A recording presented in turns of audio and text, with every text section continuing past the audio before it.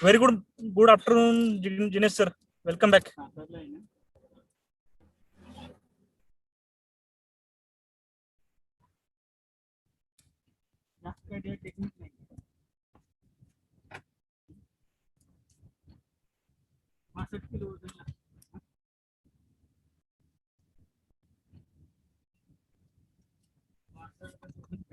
Balance केला पाहिजे.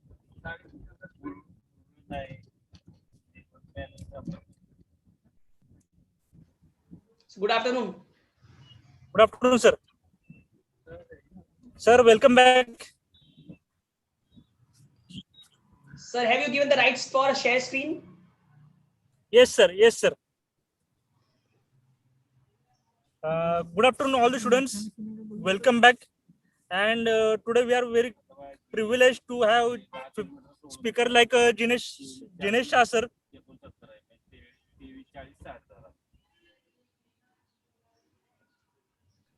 We are very privileged to have a speaker like Jinesh Shah sir with us. He is very experienced faculty. He has taught many students for direct taxes and indirect taxes. So today we are going to learn from him for indirect taxes. उनके साथ हम quick revision series करने वाले हैं. तो with this short introduction, I hand over to Jinesh Shah sir. Over to you, sir. Okay. Good afternoon, everyone.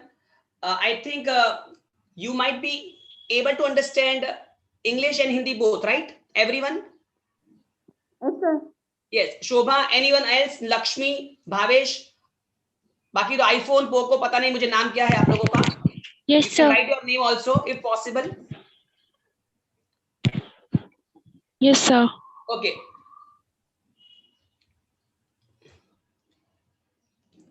Today we are going to start with GST, right? GST आपको screen दिख रहा है बरोबर?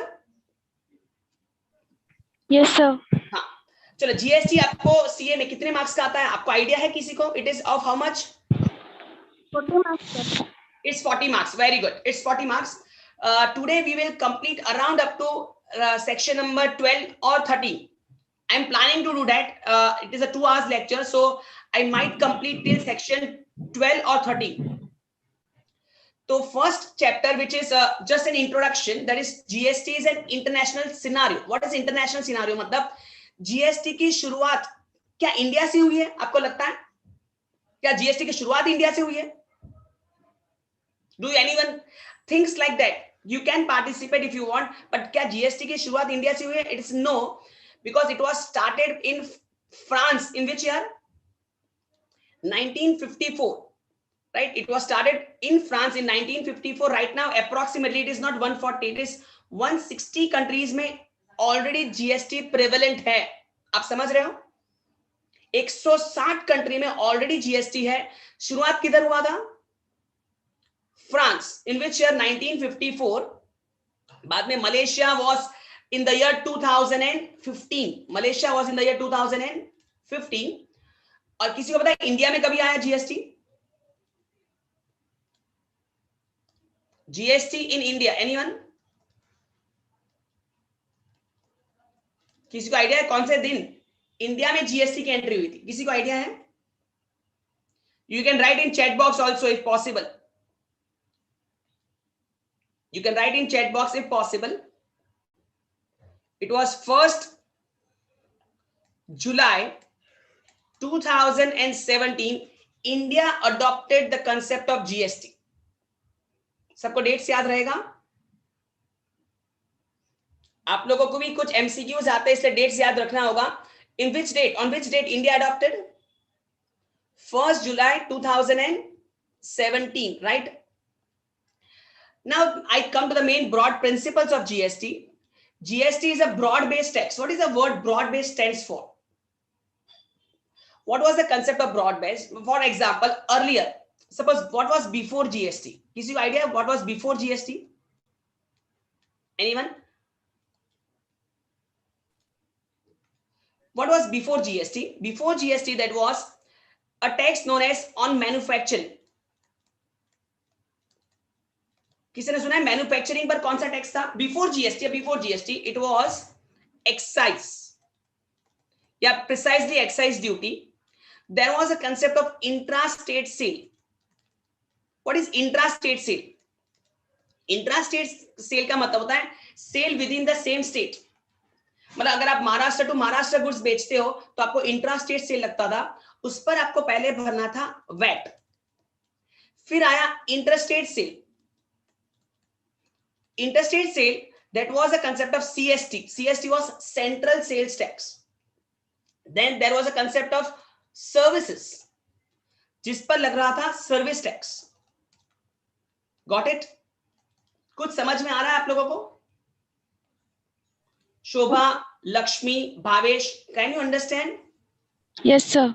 हाँ, suppose these were the taxes prevailing before GST on manufacturing excise, on intrastate VAT, on interstate CST, Central Sales Tax, on services service tax. Now what happened after GST? After GST, this all are merged under one roof. That is what? GST. Each and every taxes are now merged with GST. मतलब ये सब GST के दायरे में आ गए. समझ में आया सबको? Yes, sir.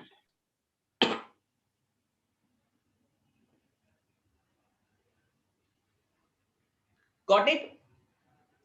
तो now you have to understand the concept कि इतनी सारी चीज को एक साथ लेकर आना. याद रखना, पहले this was known as a narrow concept, manufacturing a narrow concept, intrastate a narrow concept, service a narrow concept. सबको एक साथ लेकर आना is a broad concept. Did you get it? How can I use the word broad concept? सबको समझा broad concept का मतलब क्या? Broad मतलब जिसको सब कुछ कवर अप कर लिया. एक एक था, that was narrow. सबको मर्ज करना, that is broad concept. Got it? Everyone got it this point? Hence the word used is what? Broad concept. Got it? Now second main point was a destination based tax. ये बहुत important word है, destination based tax. Past में क्या था? अगर आप past की बात करो, अगर आप याद, ऑब्वियसली आपको नहीं पता होगा क्योंकि आप वो जमाने में नहीं थे. आज वो जमाने में ऐसा था कि अगर आप प्रोडक्शन भी कर लो, खाली गुड्स बना दो, खाली बना दो, फैक्ट्री में रखो, फैक्ट्री के बाहर लेकर जाओ, अपने गोडाउन में लेकर जाओ, अपने फैक्ट्री से अपने शॉप में लेकर जाओ, तो भी आपको एक्साइज ड्यूटी भरना था. अभी आप बोलोगे मैंने गुड्स बेचा किधर है? हाँ, तो भी आपको एक्साइज भरना पड़ेगा, आपने बना दिया. अभी ऐसा नहीं, अभी आप बेचोगे तो ही टैक्स भरना है, बनाने पर टैक्स नहीं है. आप समझ रहे हो? One of the major advantage समझा? बनाने पर टैक्स नहीं. नो, अगर आपने किसी को दिया तो टैक्स आएगा. That was a major concept. Clear हुआ? Second point, it is destination based. Destination का मतलब सीधी भाषा मतलब मंजिल, अपनी मंजिल. मंजिल क्या होती है? मेरे लिए मंजिल क्या? हर एक के लिए मंजिल क्या होती है? माने मैं अपने गुड्स बेच पाऊं. एक मैन्युफैक्चरर के मंजिल क्या होगी? उसका होलसेलर. होलसेलर के लिए मंजिल होगी उसका रिटेलर. रिटेलर के लिए उसकी मंजिल होगी उसका कंज्यूमर या कस्टमर. हर एक जन एक दूसरे को पास ऑन करता रहेगा. मेरा काम कभी, मैं मैन्युफैक्चरर हूं, मैंने होलसेलर को बेचा, मेरा काम खत्म, मेरे लिए इनकम हो गई, मेरा पैसा आ गया, मैं जीएसटी के दायरे में कलेक्ट करूंगा, टैक्स पे कर दूंगा. समझ में आया? Video got it? आप समझ रहे हो मैं जो बोलना चाहता हूं? A destination based. I want the word destination. हां, Yes, we got it. हां. नाउ बहुत जन ऐसे पूछते हैं मेरे को कि टैक्स भरता कौन है. बहुत जन का ये डाउट होता है, टैक्स भरता कौन है. मतलब मैं एग्जांपल दे रहा हूं. समझो अगर मैन्युफैक्चरर होलसेलर को गुड्स बेच रहा है, होलसेलर रिटेलर को गुड्स बेच रहा है और रिटेलर कंज्यूमर को गुड्स बेच रहा है, तो गवर्नमेंट को टैक्स कौन देगा? मैन्युफैक्चरर देगा, होलसेलर देगा, रिटेलर देगा, कंज्यूमर देगा, कौन देगा? गवर्नमेंट को टैक्स कौन देगा? क्या लगता है आपको? गवर्नमेंट को कौन देगा? एनीवन? चारों चार देंगे, चार में से तीन देंगे, दो देंगे, एक देगा, कौन देगा? ओके, एक जन का कहना है सब देंगे, कस्तूरी का कहना है सब देंगे. Do you think everyone will pay? Do you think ultimately consumer देगा, कस्टमर देगा? ना बहुत जन को ये समझ में नहीं आया, हु इज अ कस्टमर. बहुत जन को ये वर्ड्स है ना समझ में नहीं आते, कस्टमर वर्सेस कंज्यूमर. कोई बोल सकता है are the both same? Is customer and consumer same? Do you think customer and consumer same? No. देखो, मैन्युफैक्चरर के लिए होलसेलर कौन है? मैन्युफैक्चरर होलसेलर कस्टमर है. Customer. होलसेलर के लिए रिटेलर कौन है? Customer. Customer, they are not the consumers, customers. Customer मतलब मेरे से वो खरीद रहा है, मेरा कस्टमर, वो कंज्यूम करे ना करे, फेंक दे, मेरा लुकआउट नहीं है, आप समझ लो। तो मैं एक एग्जांपल दे रहा हूं, अगर सपोज मैन्युफैक्चरर ने 10,000 में गुड्स बेचा होलसेलर को, मैं अमाउंट्स छोटे ले रहा हूं, होलसेलर ने वो सेम गुड्स 12,000 में बेचा रिटेलर को, और रिटेलर ने वो सेम गुड्स 15,000 में बेचा कंज्यूमर को। आप समझ रहे हो ये? Do you got it? M to W, W to R, R to C, समझा? Yes, sir. Now suppose if I assume, क्या assume करूं, चलो GST रेट क्या assume करूं? 5% बस। Okay. 5% मतलब वो समझ आना टोटल। वो अभी बीच में कोई वो मत घुसा देना, CGST SGST, मेरे को अभी नहीं डिस्कशन करना है, मुझे पहले एक रफली समझाना है। GST 5%, बरोबर? तो जब M गुड्स बेचेगा W को, what amount he will charge? Anyone? What amount he will charge? आप कैलसी लेकर बैठ सकते हो। For goods he will charge how much? 10,000. 10,000. 10,000. For GST will charge 500. charge 10,500, मतलब M W से कितना रुपया लेगा? 10,500. Very good. नाउ जब W R को बेचेगा, जब W R को बेचेगा ना, तो वो गुड्स का कितना रुपया लेगा? 12,000. क्या वो GST चार्ज करेगा? Yes, sir. Yes, everyone is businessman, everyone will charge. He will charge 600, he will charge 12,600. क्या R C को बेचेगा? Yes. वो कितना लेगा? 15,000. He will add how much? 5% GST. 750. 750. He will take how much? 15,750. Now the story goes like this. अगर government को tax भरना है तो M गवर्नमेंट को पैसा देगा, गवर्नमेंट को टैक्स पे करेगा M will pay to government, हाँ या ना? And how much? Will M pay to government and how much? 500. Very good, 500. Will W pay to government? 100 rupees. Will W pay to government? How much? 100. Good answer. It is 100. कैसे आएगा 100? देखो, 600 minus 500 he already paid to M. So he will pay how much? 500. हाँ. So he claims this is known as ITC. ITC का full form मैं बाद में बोलता हूँ, इनपुट टैक्स क्रेडिट। लेकिन वो गवर्नमेंट को W कितना पे करेगा? गवर्नमेंट को W कितना पे करेगा? 100. 100. Everyone got it this? 100. सबको ये 100 रुपीज समझा perfectly? Yes, sir. Everyone right? 100 rupees का लॉजिक समझा? लेकिन जब R will pay to government, वो कितना पे करेगा? 150. Very good. It is 150 आएगा. minus 600. 150. Now it's up to you. आप मेरे को बोलना M ने गवर्नमेंट को कितना पे किया? 500. W ने गवर्नमेंट को कितना पे किया? 100. R ने कितना पे किया? 150. 150. Now क्या ये सब अमाउंट 500, 100 and 150 क्या W की जेब से गया या R की जेब से गया या M की जेब से गया?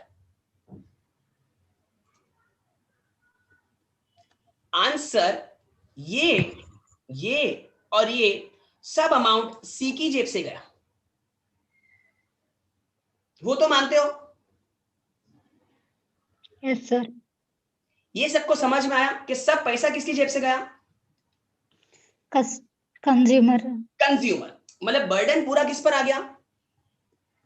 Consumer. हाँ, तो that is the logic of indirect taxes. वो आपको समझ में आ गया कि the burden is always on the final consumer. आपको इसका स्क्रीनशॉट लेना तो लेके रखो, स्क्रीनशॉट लेके रखना बस, खाली बाद में आप कॉपी करना, अभी कॉपी करने में टाइम मत वेस्ट करना। क्रैश कोर्स है इसलिए कॉपी में टाइम वेस्ट मत करना। समझ में आया? Yes, sir. अगर मुझे ऐसा पूछा जाए कि वाई ऐसा क्यों हुआ कि W को सिर्फ 100 रुपया पे करना पड़ा, W को क्यों 100 रुपया ही पे करना पड़ा? कोई बोल सकता है W को क्यों 100 रुपया आया? कोई ये लॉजिक सोच सकता है W को क्यों 100 रुपया आया? एनीवन? अब मैं एग्जांपल दे रहा हूं, इधर ध्यान देना, इधर ध्यान देना, इधर ही ध्यान देना सब लोग, एक मिनट। देखो क्या हुआ, इधर ध्यान दो। W ने कितने में लिया था और कितने में बेचा? W ने कितने में लिया और कितने में बेचा? एनीवन? W ने लिया कितने में, बेचा कितने में? लिया कितने में, बेचा कितने में? W ने। एनीवन? फटाफट, फास्ट। 10,000 and 12,000. हाँ, मतलब logically he added how much? 2,000. तो 2000 का 5% हाउ मच? 100. हाँ, वो W को पे करना पड़ा। Got it? Yes, sir. वापस एक बार, R के लिए R ने लिया कितने में? R ने लिया कितने में? R ने लिया कितने में? R ने 12,000. 12,000. बेचा कितने? हमने 12,000 में लिया एंड बेचा 15,000. He added how much? 3,000. 3000 का 5% how much? 150. हाँ, तो उतना उसे पे करना होगा, भले अपनी जेब से नहीं पे करना होगा, लेकिन उतना उसे पे करना होगा, because he added that much value. Got it? So GST is basically an extension of value added tax. Got it? Did you got it? Yes, sir. Yes, sir. Hence, this is a type of value added on goods or service. It is a value added. No doubt, it is paid by suppliers, but funded by consumer. Consumer. Pay government को कौन करेगा? Suppliers. Everyone is supplier. Manufacturer is a supplier. Wholesaler is a supplier. Retailer is a supplier. Everyone is supplier. Everyone is supplier. समझ में आया? Everyone is supplier. क्योंकि जो भी supply करेगा, जो भी देगा, जो भी दे देगा किसी को, इट इज सप्लायर. लेकिन फंड कौन करेगा? कंज्यूमर. पैसा किसकी जेब से जाएगा? कंज्यूमर. समझ में आया यहां तक? समझ में आया ये point? Value added. Yes, sir. Yes, sir. And always you get ITC. What is ITC? What is input tax credit? What can you say input tax credit? This amount is known as ITC. This amount is known as ITC. What is ITC? Input Tax credit. credit. Basically ऐसा बोला जाता है, the tax we pay at the time of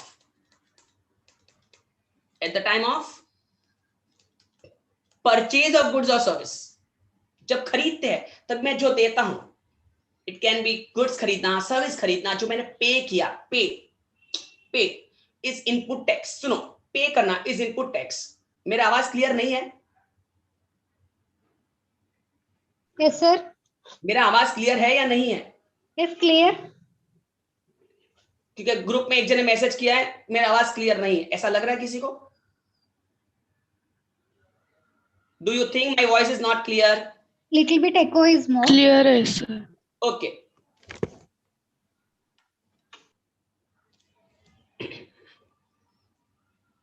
नहीं, ऐसा नहीं है तो मेरे को ग्रुप में लिख देना कोई भी, अगर आवाज क्लियर नहीं है तो. खाली एक ही जने लिखा है, मतलब उधर ही प्रॉब्लम होगा, सूची के उधर जो भी हो. समझ में आया? What is input tax credit? The amount which we pay, right? Now which were the models used at the time of selection of GST? India में हम लोग ने जब जीएसटी लिया होगा तो obviously it has been copied from foreign countries. समझ में आ गया? तो इंडियन गवर्नमेंट स्टार्टेड तो कंसेप्ट क्या सोचना था, क्या अल्टीमेटली क्या आना चाहिए था जीएसटी में? आपके हिसाब से क्या आना चाहिए था? ये कौन सा मॉडल यूज होना चाहिए था? तो उन्होंने क्या सोचा था कि वो टाइम पर दो मॉडल्स को ज्यादा इंपॉर्टेंस दिया था. It was Australian model.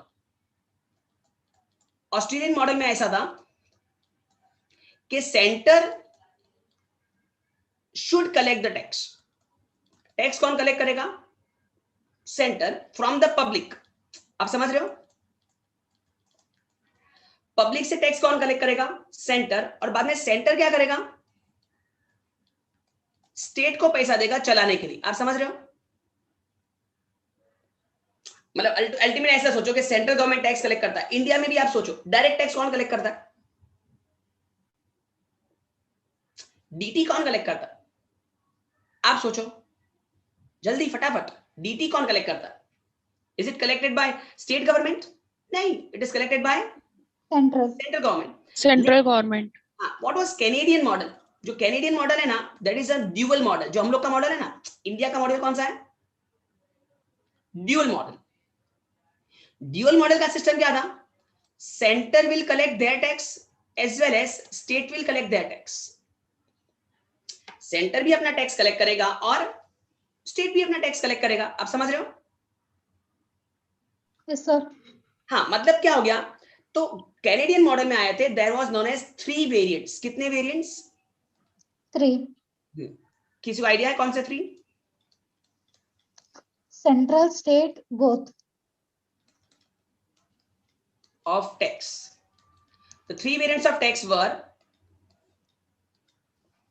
basically based on intra-state sale. और इंट्रा-स्टेट में कौन से 2 आने वाले हैं? CGST and SGST, central goods and service tax and state goods and service tax. और सामने इंटर स्टेट में कौन सा आएगा? IGST. IGST. IGST का फुल फॉर्म क्या है? Integrated. Integrated goods and service tax. Very good, it is integrated. बरोबर है?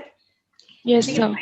राइट नाउ अच्छी बात क्या है कि अगर ये 2.5% होगा तो ये भी 2.5% होगा, तो ये 5% होगा। सिमिलरली अगर ये सपोज 6% है, ये 6% है, तो ये 12% होगा। समझ में आया? हाँ, कहीं कहीं SGST की जगह पर क्या हो सकता है? UTC GST. Union Territory Goods and Service Tax. Base पर होगा उधर। तो 3 वेरिएंट्स का मतलब समझा? ड्यूअल का मतलब समझा? सबको समझा? Yes, sir. ड्यूअल? Yes, हाँ, sir. बोल। Yes, sir. हाँ, Yes, got it. स्क्रीनशॉट ले लो एक बार।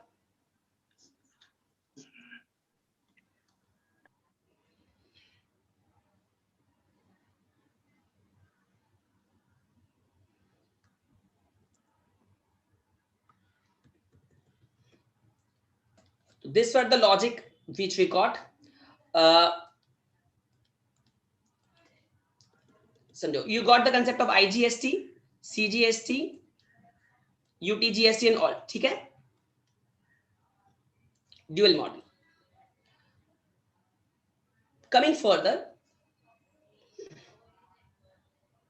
हाँ, UTGST में कौन से UTGST राइट ना, आपको जिसको पता होगा कि अभी Dadra Nagar Haveli and Daman and Diu has been merged. सबको पता है? अंडमान निकोबार आइलैंड्स, लक्षद्वीप, अभी Dadra Nagar Haveli and Daman and Diu is only one. ये सबको पता है। तीसरा, Chandigarh 4th, Jammu and Kashmir 5th, Ladakh 6th, Puducherry 7th, Delhi 8। समझ में आया? देखो, पहले कितनी यूनियन टेरिटरी थी? 7। सबको याद है? पहले 7 थी, बाद में 2 एक्स्ट्रा हो गई, जम्मू कश्मीर एंड लद्दाख, 9 हो गई, फिर एक मर्ज हो गई। तो अभी कितनी है यूनियन टेरिटरीज? 8। वो 8 में भी देखो, ये तो मर्ज हो गया इसलिए अलग आ गया। आज भी जम्मू एंड कश्मीर में और पुडुचेरी में, दिल्ली में, यहां SGST यूज होता है। बाकी सब जगह पर UTGST यूज होता है। क्लियर? मतलब बाकी सब जगह पर UTGST, लेकिन 2 है, जैसे Delhi, Puducherry, Jammu and Kashmir, they still use which concept? SGST। वो ठीक है, बेसिकली रिक्वायर्ड होता है नॉलेज के लिए, एग्जाम में ऑब्जेक्टिव में पूछ सकते हैं। बाकी यहां तक आपको हो गया। और ब्राजील है, कनाडा है, इंडिया है, ये सब ड्यूअल मॉडल फॉलो करते हैं। ज्यादा इसमें डेप्थ में जाने की जरूरत नहीं। यहां तक बेसिक GST समझा? बेसिक GST सबको समझा? यहां तक बेसिक्स राइट? जब GST इंडिया में आया था ना, तो इंडिया में मानो सबसे बड़ी बात जो अरुण जेटली ने तभी बोली थी, वो टाइम पर अरुण जेटली ने मानो एक वर्ड बोल दिया था, that was,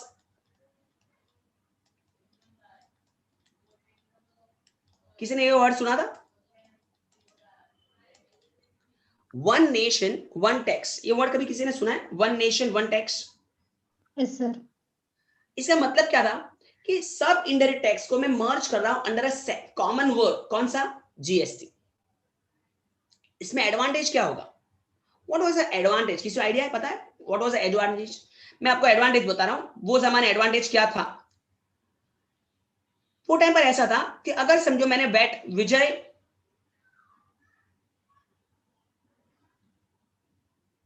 Vijay please don't write anything on the board. Now advantage क्या था वो टाइम पर? समझो मैंने वैट है और सर्विस टैक्स है, ये दोनों अलग टैक्स थे वो जमाने में। VAT was on goods, service tax was on services, बराबर? VAT was on goods and service tax was on services. सबको सुनाई दे रहा है?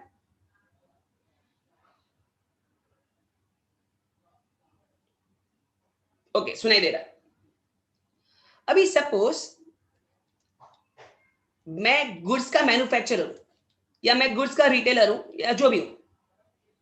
नाउ सपोज मैं गुड्स में डील कर रहा हूं, लेकिन मैंने अपने चार्टर्ड अकाउंटेंट से या कंपनी सेक्रेटरी से सीएस का सर्विस लिया।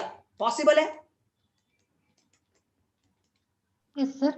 मतलब मैं कलेक्ट क्या कर रहा हूं? समझो मैं गुड्स में डील कर रहा हूं, तो मैं कलेक्ट क्या कर रहा हूं? वैट। मैं गुड्स में डील कर रहा हूं तो मैं समझो गुड्स बेचूंगा तो कलेक्ट क्या करूंगा? वैट। लेकिन मैं रॉ मटेरियल खरीदूंगा, उस पर मैं क्या दूंगा? वैट। वापस सुनो, मैं क्या खरीदूंगा?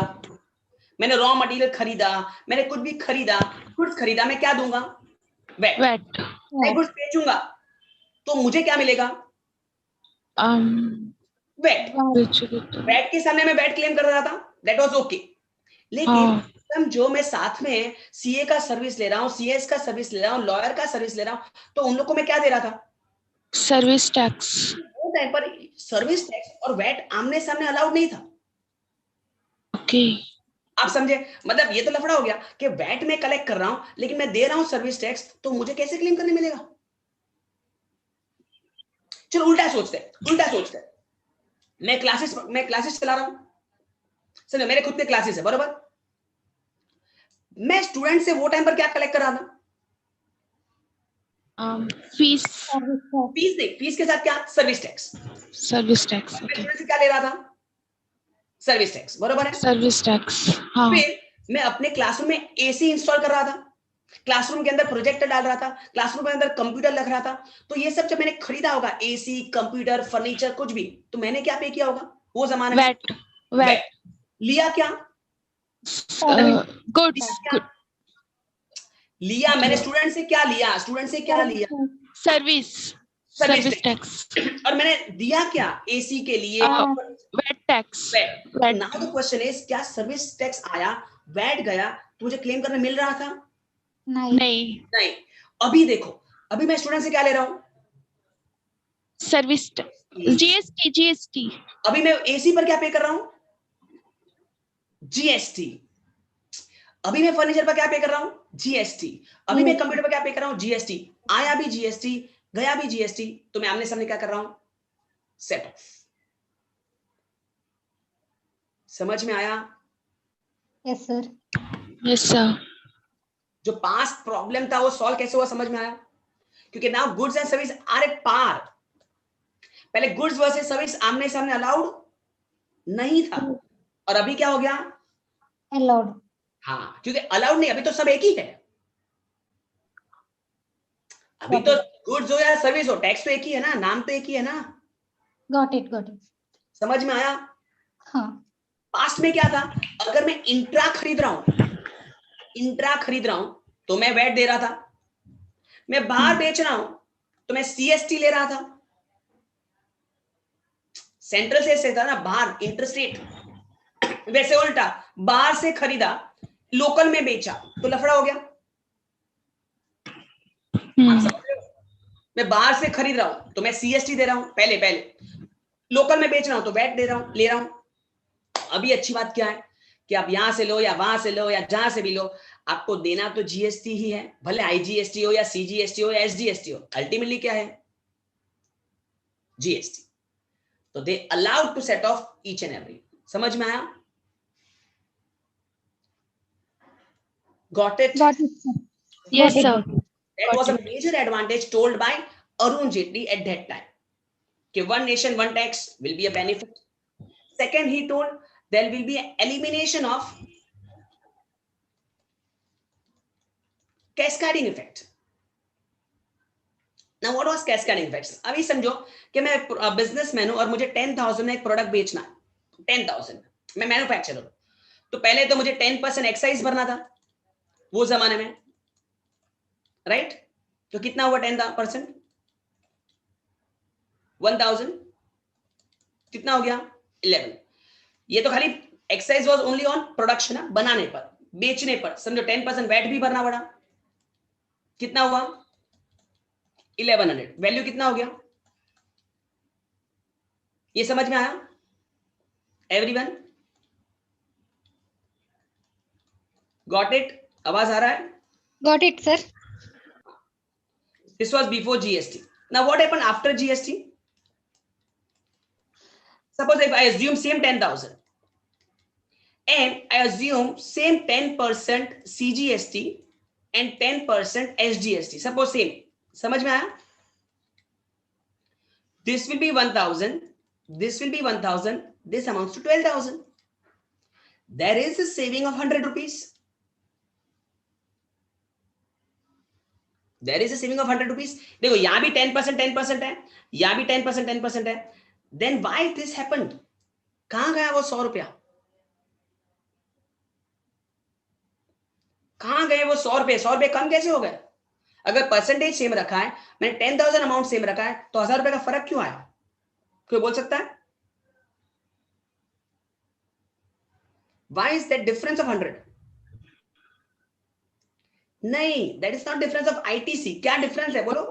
हाँ सर पहले वो टैक्स के ऊपर टैक्स लग रहा था, इसलिए वो उसका प्राइस बढ़ रहा था. राइट. या इस पर 10% है, इस पर 10% है, या इस पर 10% है और फिर इस पर 10% है, तो अल्टीमेटली ये 1,000 रुपए जो है ना, उस पर भी 10% काउंट हो गया इधर.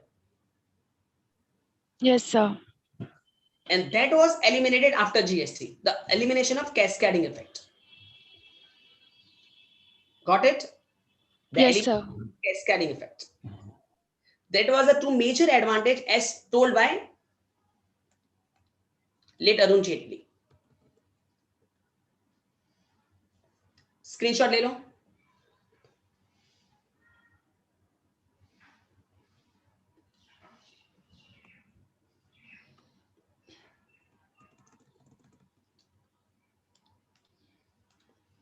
Now,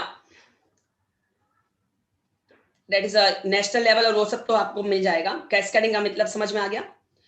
Now, the main concept was which were the tax to be subsumed. Subsumed समझते हो? Merge. मतलब वो कौन से टैक्स थे जो नहीं रहे after the introduction of GST. Did you got it the words? Words का मतलब समझा? वो कौन से टैक्स नहीं रहे after the introduction of GST. GST. जो सेंट्रल लेवल पर थे, सेंट्रल में मतलब जिसका टैक्स सेंट्रल गवर्नमेंट कलेक्ट कर रहा था. एक्साइज था, एक्साइज के 2-3 टाइप्स थे. सीवीडी था जो कस्टम्स में था, काउंटर वेलिंग ड्यूटी. एसएडी था, स्पेशल एडिशनल ड्यूटी, कस्टम्स में था. सर्विस टैक्स जो सेंट्रल गवर्नमेंट ले रहा था वो सब जीएसटी के बाद कैंसिल हो गया. जीएसटी आने के बाद ये सब टैक्सेस आउट हो गए. सिमिलरली स्टेट लेवल पर वैट था, सीएसटी था, ऑक्ट्रॉय था, एंट्री टैक्स था, ये सब टैक्स बंद हो गए after the introduction of GST. समझ में आया? ये एग्जाम में क्वेश्चन आ सकता है, which were the tax to be merged. Module में ना आईसीआई की मॉड्यूल में बहुत अच्छी तरह से दिया. अगर आपको ऐसा होगा तो मैं आपको बाद में पेज नंबर भेज दूंगा, आप मेरे को बोलना कौन से पेज पर क्या दिया है. बहुत अच्छी तरह से दिया है कौन से टैक्स को मर्ज किया. बहुत अच्छा आंसर पढ़ के जाना. Which are the tax to be merged. मतलब मर्ज का मतलब समझ लो, सबसम मतलब समझते हो कि जीएसटी के आने के बाद कौन से टैक्स नहीं रहे at central level as well as at state level. समझा? Got it. Got it. ये याद रखना, ये आंसर याद रखना, क्वेश्चन याद रहे. पॉइंट बहुत इंपॉर्टेंट समरी साइड क्योंकि जब कोई चैप्टर बनता है, चैप्टर सोचो, जब कोई एक्ट बनता है तो ऑब्वियसली एक्ट बनाने के लिए कोई गवर्निंग बॉडी होनी चाहिए, कोई तो होना चाहिए ना, वो संभालने वाला, वो डिसीजन लेने वाला कोई होना चाहिए। तो ये पूरा डिसीजन कौन ले रहा है पता है किसी को? किसी ने सुना है ये पूरा डिसीजन कौन ले रहा है? जीएसटी के बारे में जो डिसीजन ले रहा है कौन ले रहा है? GST council. GST council. जैसे डीटी का कौन है? डायरेक्ट टैक्स का कौन है इंचार्ज बॉडी? इनकम। किसी को पता है डायरेक्ट टैक्स का इंचार्ज कौन है body? Okay, very good, the CBDT, the centre of direct taxes. वैसे पहले ना ये नाम था सीबैक, पहले सीबैक था, अभी सीबीआईसी है। सीबैक सुना है किसी ने? सीबैक सुना था पहले, central board of excise and customs, अभी CBIC, central board of indirect tax and custom हो गया। आप समझे? वैसे जीएसटी काउंसिल है ना एक बॉडी है जो डिसीजन लेती है regarding what? Regarding GST matters ना। इसका इंचार्ज कौन है? माना चेयरमैन कौन है? Finance minister. Very good, finance minister. मतलब बेसिकली राइट नाउ अगर मैं बोलूं तो निर्मला सीतारमन राइट नाउ, बरोबर है? चेयरमैन की पोस्ट पर फाइनेंस मिनिस्टर, और बाकी सब पोस्ट मतलब मेंबर्स मालूम है कौन है इसके? जीएसटी काउंसिल के मेंबर्स पता है कौन है? जो भी स्टेट के रेवेन्यू मिनिस्टर्स, टैक्सेशन मिनिस्टर्स है ना, जो भी स्टेट के, वो सब इसके मेंबर्स है। आप समझ रहे हो? जो भी स्टेट, जो भी यूनियन टेरिटरी के revenue ministers, taxation ministers related to finance, वो सब किधर है? इसके चेयरमैन, सॉरी जीएसटी काउंसिल के मेंबर्स है। समझ में आ गया? अभी वोटिंग कैसे होता है जीएसटी काउंसिल में, डिसीजन कैसे लिया जाता है? तो डिसीजन लेने के लिए उस लोग ने ऐसा डिसाइड किया है कि समझो एक एक्स नंबर ऑफ वोट्स है, ये एग्जांपल है, ये एग्जांपल है, कोई कंफर्म नहीं है, एग्जांपल है कि समझो 300 वोट्स है, कितने? 300। तो उसमें 1/3 वोट्स सेंटर के पास है एंड 2/3 वोट्स स्टेट के पास है। समझ में आया? 1/3 किसके पास है? सेंटर। 2/3 किसके पास है? स्टेट। मतलब लॉजिकली अगर मैं 100 इधर हुआ और इधर कितना हुआ? 200। लेकिन अगर मुझे कोई डिसीजन पास करना है ना, कोई डिसीजन पास करना है ना, तो मेरे पास 3/4 मेजॉरिटी चाहिए। 3/4 का मतलब होता है इसका 225 या 75%। समझ में आया? मतलब अगर 300 में से 225 जन एक्सेप्ट होते हैं तो मैं कोई काउंसिल में कोई डिसीजन पास कर सकता हूं। That is mention in the council. Voting और सामने कोरम भी रखा उन लोग ने, मतलब मीटिंग अटेंड करने के लिए इट शुड बी एटलीस्ट 50%। समझा? काउंसिल पर अगर कुछ क्वेश्चन आता है तो, जैसे कि काउंसिल कौन से, ठीक है ये सबको आपको याद होगा, पता नहीं काउंसिल का डेट्स और वो सब। मेंबर्स मैंने बोला, चेयरपर्सन कौन होगा? Finance minister, revenue ministers of other states, वो सब मैंने समझा दिया। हाँ, वाइस चेयरपर्सन कौन होता है? आपको पता होगा कि 2017 में अरुण जेटली ने जीएसटी लेकर आया, राइट है? उसके बाद 2018 है ना, 2018 उसका बजट किसने पेश किया था पता है? 2018 का बजट, हाँ, पीयूष गोयल। पीयूष गोयल। जबकि पीयूष गोयल फाइनेंस मिनिस्टर था? नहीं, फाइनेंस मिनिस्टर कौन था? अरुण जेटली। लेकिन अरुण जेटली वो टाइम पर इसको पॉसिबल नहीं था, वो कोई सर्जरी के लिए इंडिया के बाहर था, इसलिए उसकी जगह पर किसने बजट पेश किया? पीयूष गोयल। तो that person is known as a vice chairman या वाइस चेयरपर्सन। समझ में आया? जो टेम्पररी पीरियड के लिए चेयरमैन का काम कर रहा है। आप समझ रहे हो? और कर सकता है, दैट्स अलाउड। क्लियर हुआ? Yes sir. फिर अभी काउंसिल कौन से पॉइंट पर डिस्कशन करता होगा? आपको क्या लगता है कौन से पॉइंट पर डिस्कशन हुआ होगा? अगर ऐसा एग्जाम में आता है, what is the role of GST council, तो आपको ये सब पॉइंट्स याद होने चाहिए। जैसे सबसे पहला होता है कि जब शुरुआत हुई होगी तो पहला पॉइंट क्या हुआ होगा कि कौन से टैक्स को मर्ज करते हैं, बरोबर ना?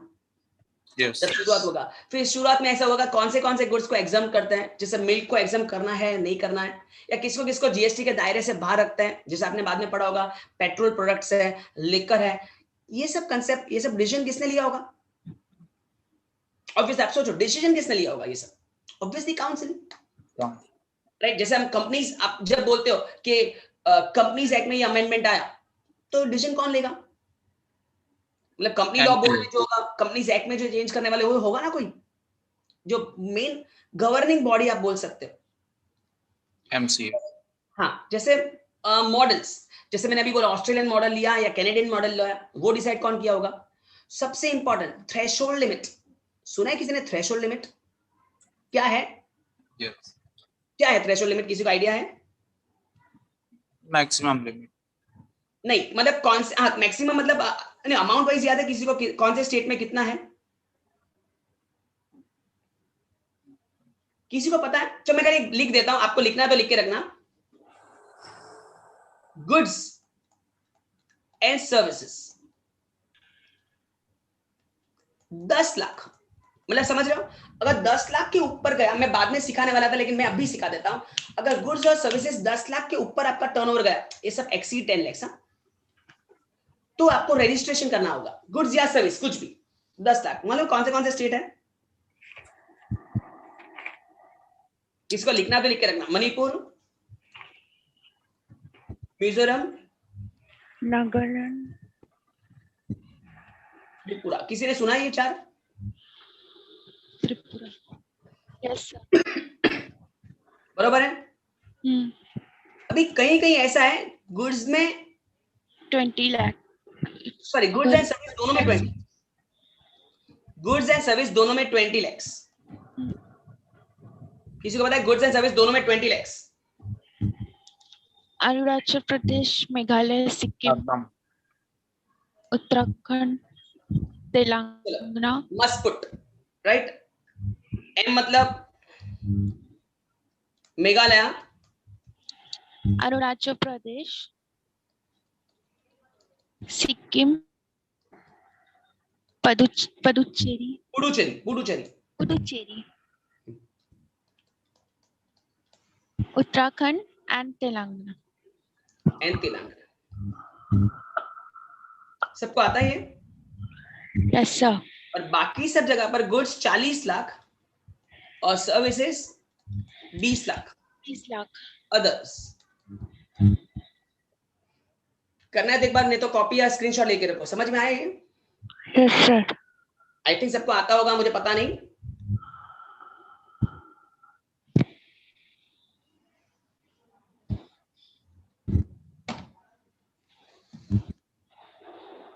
सबको याद रहा? ये क्या, ये मैंने जो लिखा हो क्या लिखा, किसी को समझ में आया क्या लिखा है मैंने? जब इनकी लिमिट 10 लाख ये अमाउंट को क्रॉस करोगे तो आप जीएसटी के दायरे में आते हो। ये अमाउंट के अंदर है तो आपको जीएसटी का कोई लेना देना नहीं है। मतलब अज्यूम करो मैं महाराष्ट्र में हूं और मेरा गुड्स का टर्नओवर 32 लाख है, I am not required for GST registration. समझ में आया? Yes, sir. That is known as the concept of threshold limit. फिर आते हैं रेट्स। अभी रेट्स आपने पढ़ा है, समझो रेट्स कितने कितने रेट्स है। कहीं 0% भी है, 3% भी है, 5% भी है, 12 भी है, 18 भी है और 28 भी है। पता है ये सब रेट्स? ये सब रेट्स है गुड्स के, सर्विसेज के। जैसे एग्जांपल 3%, किसी को पता है किसका है 3%? ये यूनिक है इसलिए बोल रहा हूं। Gold. गोल्ड। जैसे एक और एक रेट भी है, अगर आप कभी सर्च करो तो ये भी है, 0.25% भी है। 0.10%. हाँ 0.1 भी अभी है मेरे ख्याल से, वैक्सीन और सब पर आया। 0.10% deemed export. हाँ मतलब अभी सब रेट्स भी आए। रेट्स आपको इतना पूछते नहीं लेकिन रेट्स भी आए। स्पेशल प्रोविजन फॉर स्टेट्स मैंने लिख दिया, वो सब ठीक है। हाँ 5 प्रोडक्ट्स को जीएसटी में टेम्पररी बाहर रखा है। किसी को पता है 5 ऐसे प्रोडक्ट्स है जिसको जीएसटी में टेम्पररी बाहर रखा है? टेम्पररी बाहर, मतलब मैं ऐसे बोला पता नहीं कभी कभी भी क्या हो जाए। उसमें एक तो पेट्रोल है, aviation fuel, aviation turbine fuel, किसी को पता है aviation turbine fuel? Natural gas, Used in airline. Gas, petroleum products, motor spirit, Alcohol. नहीं नहीं नहीं नहीं, वो मत, वो अलग है। हाई स्पीड डीजल, अल्कोहल अलग है।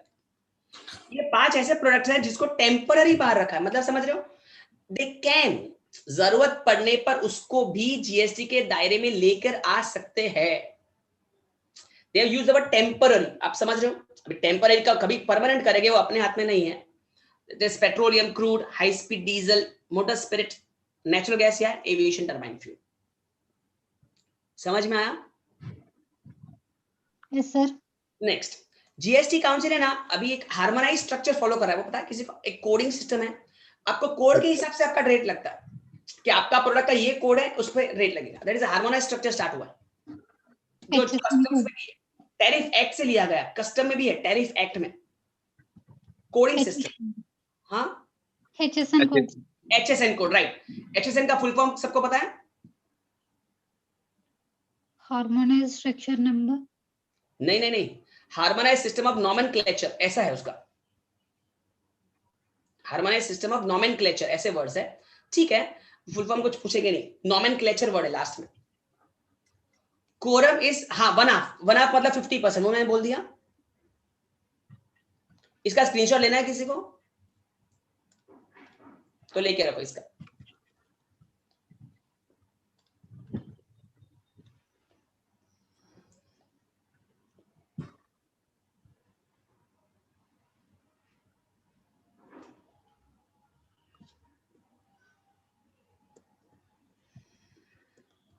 इसका लेना है किसी को, वो 3/4 और वो सब समझाया।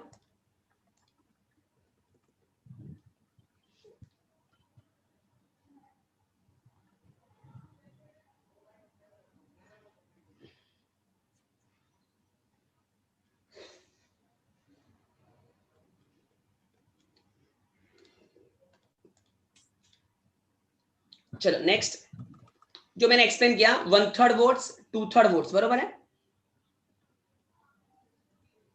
और ये सब ठीक ठीक पॉइंट्स है, not so important points, if required you can study GST council में, बरोबर है। As per rules there are many acts. मानो एक्ट कितने सारे होते हैं, सीजीएसटी एक्ट है, एसजीएसटी एक्ट है, आईजीएसटी एक्ट है, कॉम्पनसेशन एक्ट है, यूटीजीएसटी एक्ट है। जीएसटी के अंदर ही 5 एक्ट है, जिसमें भी एसजीएसटी तो स्टेट वाइज एक्ट है, आप समझ रहे हो। Yes sir. हम लोग अभी जो पढ़ने वाले हो कौन सा है हमारे, सीजीएसटी। जो हम लोग का मेन होता है ना, वो कौन सा होता है, CGST 2017. 2017। सीजीएसटी में ना जब ड्राफ्ट बना था, उसके बाद मतलब आपको पता होगा कोई भी एक्ट बनने के लिए क्या प्रोसीजर होता है। पहले वो लोकसभा में जाता है, फिर राज्यसभा में जाता है, फिर प्रेसिडेंट यस बोलता है, ऐसे स्टेज पास होता है, उसके बाद वो क्या बनता है, एक्ट बनता है, राइट है। तो लोकसभा में 27 मार्च, ये आपके मॉड्यूल में सब कुछ है, 27 मार्च को लोकसभा में प्रेजेंट हुआ था। लोकसभा ने 29 को पास किया था, राज्यसभा ने 6 अप्रैल को पास किया था, और प्रेसिडेंट आई थिंक 13 अप्रैल 12 अप्रैल को पास किया था। मॉड्यूल में मेरे ख्याल से 12 अप्रैल को पास किया था। ये पता नहीं ये लोग ऑब्जेक्टिव में डाल दिए तो पता नहीं, आप समझे, क्योंकि 30 मार्क्स का टोटल ऑब्जेक्टिव है, राइट। ऑब्जेक्टिव टोटल कितने मार्क्स का है, 30 marks including indirect and direct. हाँ, तो 30 मार्क्स के अंदर ऑब्जेक्टिव्स में कभी ऐसा पूछे तो पता नहीं, क्योंकि वी कैन नॉट कंफर्म कि ऑब्जेक्टिव्स में क्या पूछने वाला है। तो the levy of GST, supply of goods और सर्विस ऑफ बोथ। हाँ, ये लाइन है ना जो अभी किसी ने बोला, मैं वापस बोल देता हूं, alcoholic liquor for human consumption, वो तो जीएसटी से बाहर ही है, उसके लिए कोई टेम्पररी वर्ड भी नहीं है, वो बाहर है, मतलब उस पर जीएसटी है ही नहीं। ये भोजन, मेरे को ऐसा लगता है भोजन खुश होता है ना कि जीएसटी नहीं है तो अच्छा है, राइट। इज इट गुड और बैड? Not good. तो अगर ऐसा क्यों भोजन मेरे को पूछते कि सर ये तो अच्छा है ना, अल्कोहलिक लिकर पर है ही नहीं जीएसटी, कितना अच्छा। Is it right? नहीं, पर उसके ऊपर बाकी के टैक्सेस है, लाइक हाँ। ओल्ड टैक्स जो था वो है अभी, यस जब है उसकी वजह से वो महंगा है। इस पर जीएसटी नहीं है, मतलब डोंट थिंक यार इतना अच्छा हो गया, नहीं, जीएसटी नहीं है तो उस पर वैट, एक्साइज सब हो सकता है, आप समझ रहे हो? It depends on the state. आपने देखा होगा जब लॉकडाउन हुआ था तो कई कई लिकर का शॉप चालू हुआ था, और मेरे ख्याल से ऐसा भी सुना है कि जहां लिकर का स्टार्ट हुआ था वहां मैंने क्या सुना था कि क्या, क्यूज हाँ बहुत सारे टैक्स चालू हुआ था, डबल टैक्स पर चालू हो गया था कोरोना के टाइम पर हुआ था ना, जब लिकर बिजनेस शॉप चालू हुआ था तो दिल्ली किसी ने डबल टैक्स पर चालू किया था, बहुत सारा टैक्स लिया था, 70% टैक्स डाल दिया, फिर भी पब्लिक खरीद रहा था। समझ में आया? ऐसा आप टैक्स क्यों बढ़ा सके? अब पेट्रोल का प्राइस क्यों वेरिएबल है हर जगह पर? Like state levy, it depends on the state levy tax. हाँ स्टेट लेवल पर है, स्टेट कुछ भी कर सकता है, आप समझ रहे हो? वैसे इलेक्ट्रिसिटी है, ये सब प्रोडक्ट्स को बाहर रखा गया। तो बेसिक कंसेप्ट समझा जीएसटी का यहां तक? यहां तो मैं सिर्फ इंट्रोडक्शन ही समझाया और कुछ नहीं।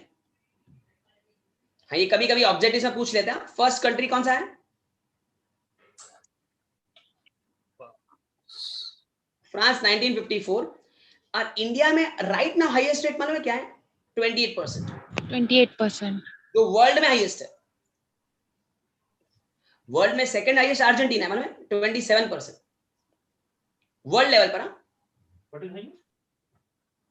बाकी सब ठीक है, बाकी सब तो पढ़ लोगे तो भी चलेगा, आगे आने वाला ही है, ये सब एमसीक्यू से पढ़ लेना।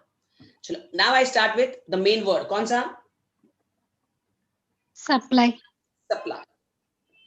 नाउ मैं यहां से इंसिस्ट कर रहा हूं आप लोग को सेक्शन नंबर के साथ याद रखने का। सेक्शन 7 और जो भी एक्ट है वो कौन सा एक्ट है? CGST. क्या डिटरमाइन कर रहा है? GST Act 2017। Supply. Now what was past, जो भी मैंने एक्सप्लेन किया था, पास्ट में क्या था? मैन्युफैक्चरिंग हुआ, एक्साइज भरो, इंटरस्टेट किया सीएसटी भरो, इंट्रास्टेट किया वैट भरो। लेकिन जीएसटी में एक ही वर्ड इंपॉर्टेंट है, वो है सप्लाई। सप्लाई किया तो जीएसटी भरो। समझ में आया? आप समझ रहे हो? They gave the important word as supply. तो question is what is supply? Supply क्या है? राइट? तो व्हाट इज सप्लाई? तो उन्होंने बोला सप्लाई में पॉइंट नंबर 1 में you have to remember like this.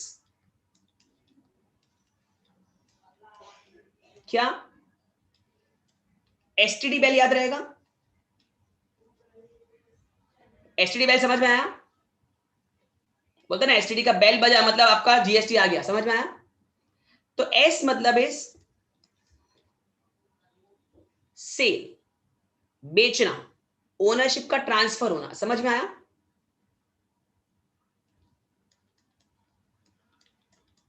Transfer, disposal, barter, exchange, ये वर्ड सुने सब?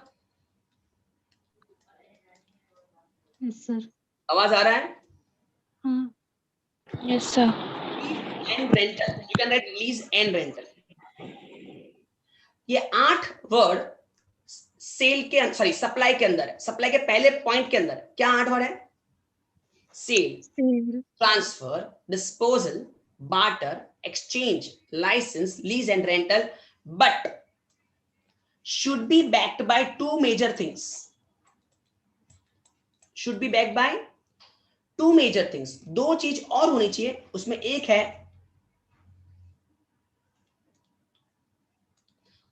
है बिजनेस,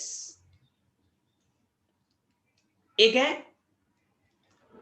बिजनेस और एक है कंसीडरेशन। समझ में आया?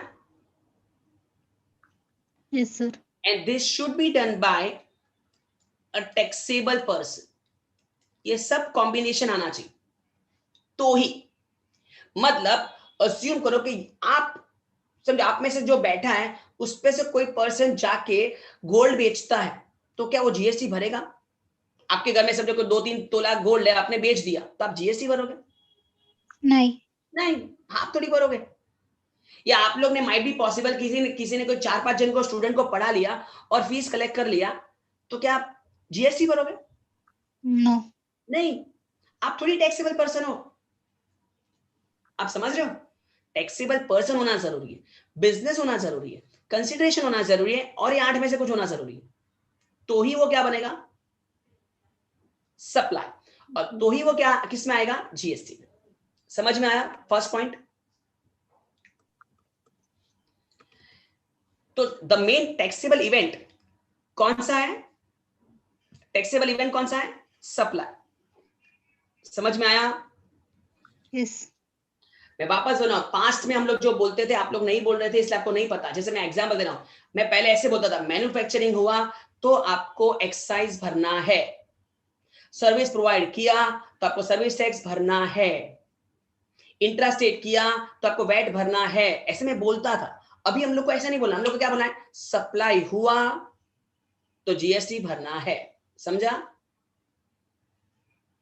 तो यहां एक ही वर्ड इंपॉर्टेंट हुआ, कौन सा? Supply.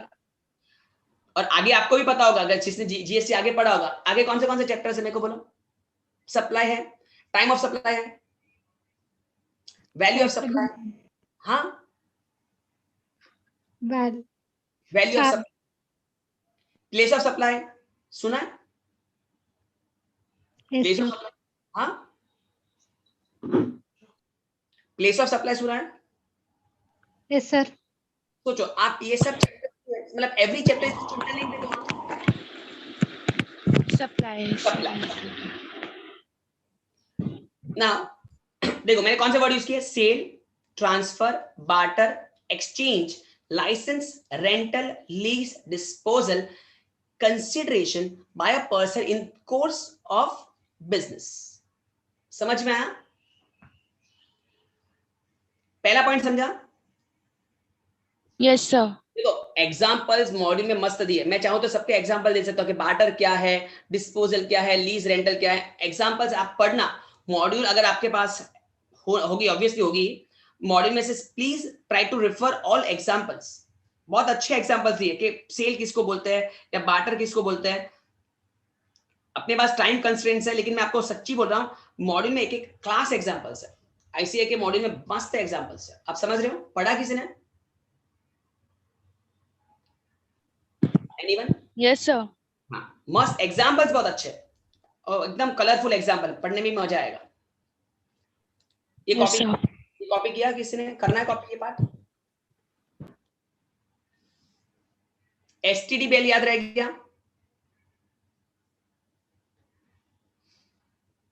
Yes.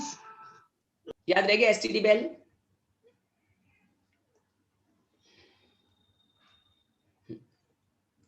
Now I consider a second point. Second point is import of service. Whether or not for business. मतलब क्या? आपने import of service की. What does the word import of service means? What does the word import of service means? Anyone?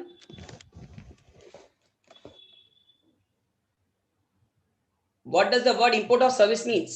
Any services which are taken from outside country. Very good. आपने कोई भी service India के बाहर से खरीदी, बाहर से ली, लेकिन कहां ली मालूम है? बाहर नहीं, इंडिया में। बाहर नहीं, आपने कहां ली सर्विस? इंडिया में। आप समझ रहे हो? Yes sir. टैक्सेबल होगा। अभी मैं इसका एग्जांपल दे रहा हूं, समझो कोई आप, मैं एक एग्जांपल दे रहा हूं, मुकेश अंबानी, राइट? और सपोज नीता अंबानी, दोनों नाम सुने हुए आपने? मुकेश अंबानी, नीता अंबानी नाम सुने हुए? नहीं सुने? सुना है। सुना। समझो मुकेश अंबानी बियॉन्से को बुला रहा है अपनी बेटी की शादी में परफॉर्मेंस करने के लिए। पॉसिबल है या हुआ था? पॉसिबल है या हुआ था या नहीं था? किसी को आइडिया है? Yes. क्या ऐसा हुआ था? Yes. It happened. It happened, right? और क्या नीता अंबानी ने पोलार्ड को परचेज किया था मुंबई इंडियंस में प्ले करने के लिए?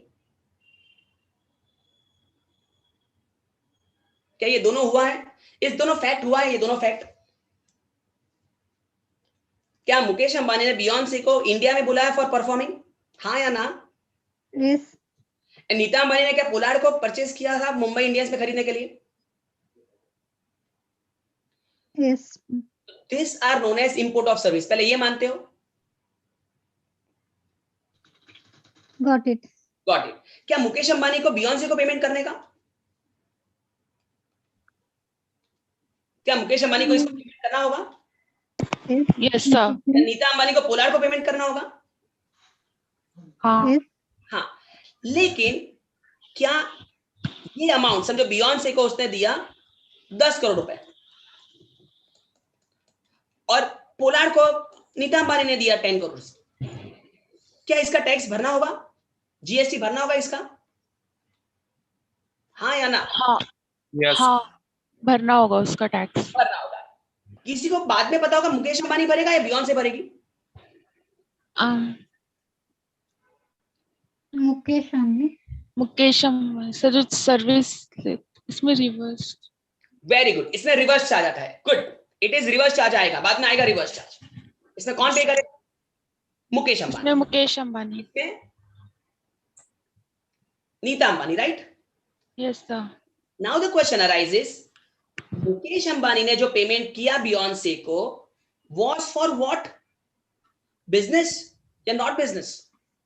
Non-business. Not for business. Not for business. उसने अपनी बेटी की शादी में बियॉन्से को बुलाया था परफॉर्मेंस करने के लिए, कोई रिलायंस की एजीएम में नहीं बुलाया था। समझ में आया?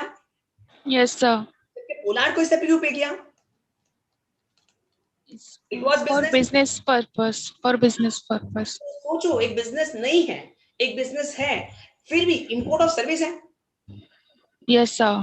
तो जीएसटी आएगा। समझा? ये पॉइंट समझा? Yes sir. Yes, sir. मतलब बिजनेस हो या नहीं हो फर्क नहीं पड़ता, एक इंपोर्ट है और दूसरा कंसिडरेशन, दोनों में मनी इन्वॉल्व है, हाँ या ना? हाँ. और दोनों इंपोर्ट है, बाहर से इधर बुलाया किसी को? Yes sir. हाँ, तो import of service for consideration whether or not in the course of furtherance of business. समझ में आया? Yes sir. पॉइंट 2 समझा? Yes, sir. Got it. Point 3 covered under schedule 1। अभी शेड्यूल 1 के अंदर है, क्या लिखा है देखो, विदाउट कंसिडरेशन। शेड्यूल 1 एग्जाम में इंपॉर्टेंट क्वेश्चन है, ऐसे रबर से मार दो। शेड्यूल 1 पर ऐसे डायरेक्ट क्वेश्चन आ सकता है, right a short note on schedule 1। Schedule 1 माने में क्या है? सप्लाई है, सुनना बराबर, सप्लाई है, जीएसटी है, लेकिन कंसिडरेशन नहीं है। याद रहेगा, एकदम हिंदी में, एकदम क्लियर हिंदी में बोल रहा हूं। क्या बोला, समझ में आया?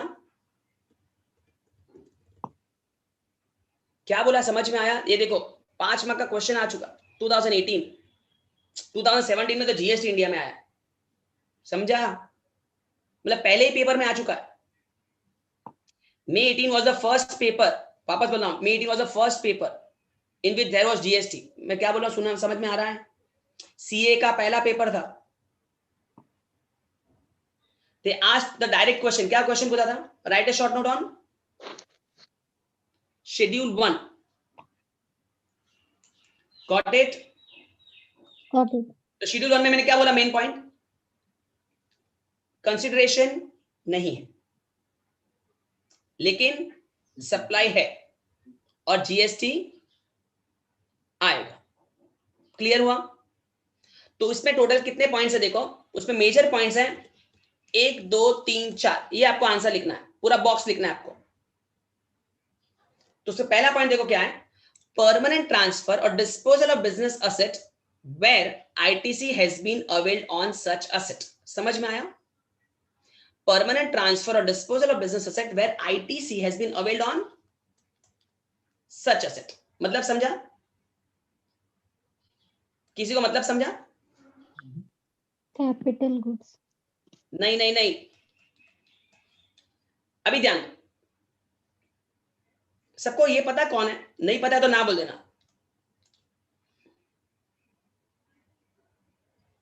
सबको पता है जेठालाल कौन है? Yes, sir. सबको पता है या नहीं पता है तो ना बोल देना। किसी को ऐसा क्या मेरे को नहीं पता कौन है जेठालाल?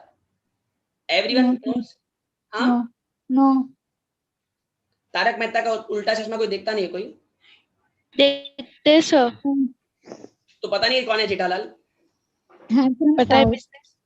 हाँ, I'm from Bangalore. I won't see that one. अरे एक दो बार भी नहीं देखा क्या? Nah. ओके,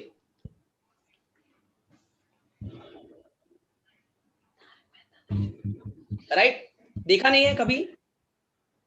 देखा है सर। देखा है सर। मैं एक एग्जाम्पल दे रहा हूँ, सुनो। चल जाने दो, देखा या नहीं देखा।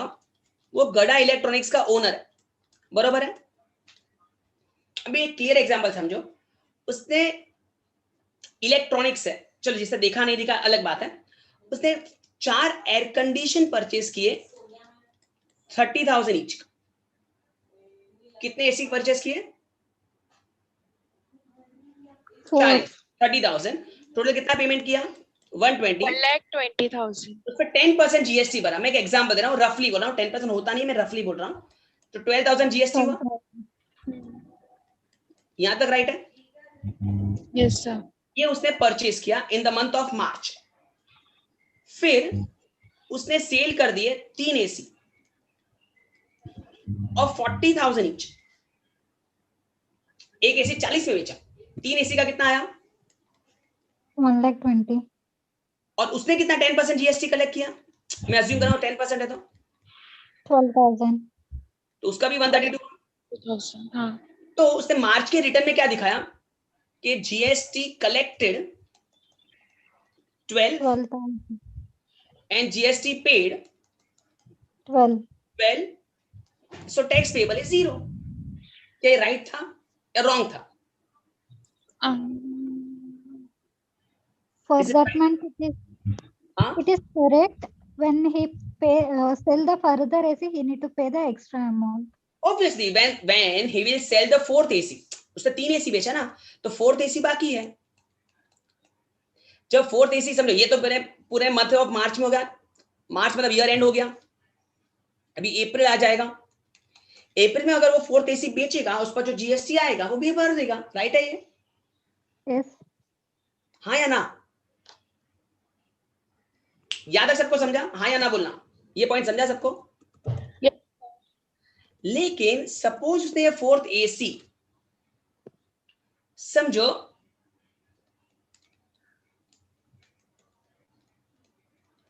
बबीता जी को गिफ्ट में दे दिया तो?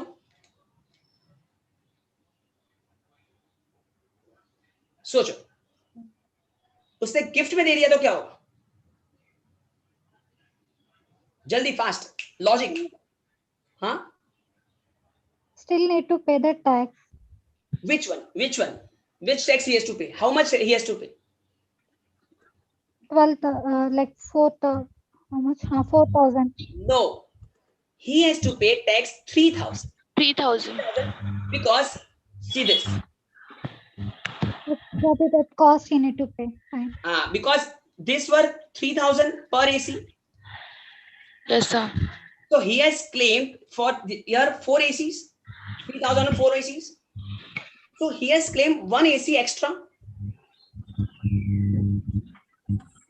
Did you got it?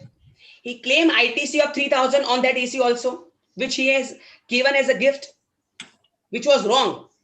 Because when you say that I'm claiming ITC for this, it means you are going to sell the asset. Did you got it? Yes sir.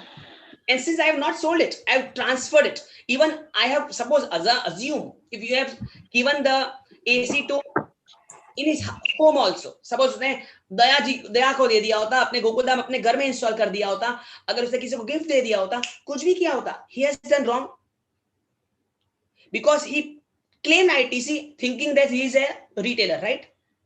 ITC उनको मिलता है जो अपने आप को ट्रेडर, रिटेलर समझाता है। अगर उसने गिफ्ट दिया मतलब he acted as whom? Consumer. and consumer do not have a right to claim ITC. समझ में आया? ये कंसेप्ट समझा? Got it, sir. तो इसीलिए वर्ड समझो, परमानेंट ट्रांसफर और डिस्पोजल ऑफ बिजनेस एसेट।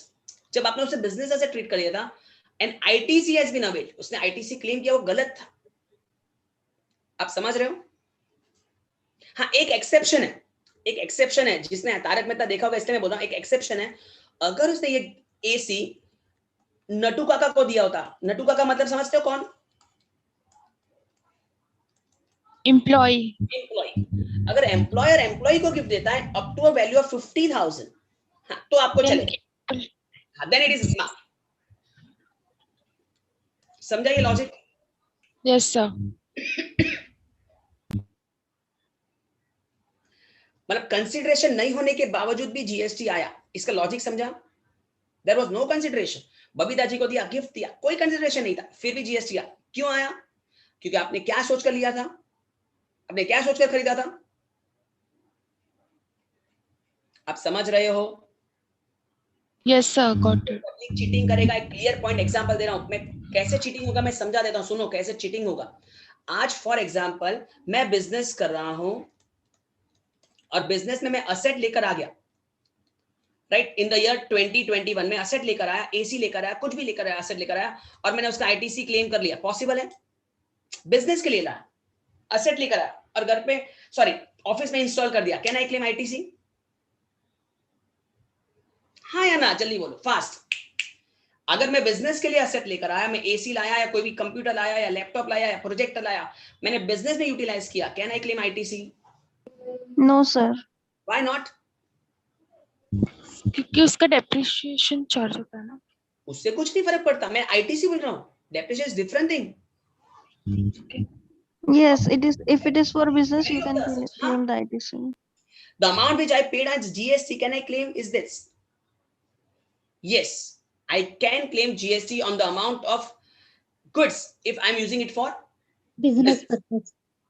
लेकिन अगर मैं एक बार मैं अज्यूम करो मैंने इंस्टॉल कर दिया एसी और जैसे ईयर खत्म हुआ क्लेम कर दिया, फिर दूसरे दिन ईयर खत्म होने के बाद 2 अप्रैल को वो असेट लेकर मैं अपने घर में इंस्टॉल कर दूं, ये चीटिंग नहीं हुआ?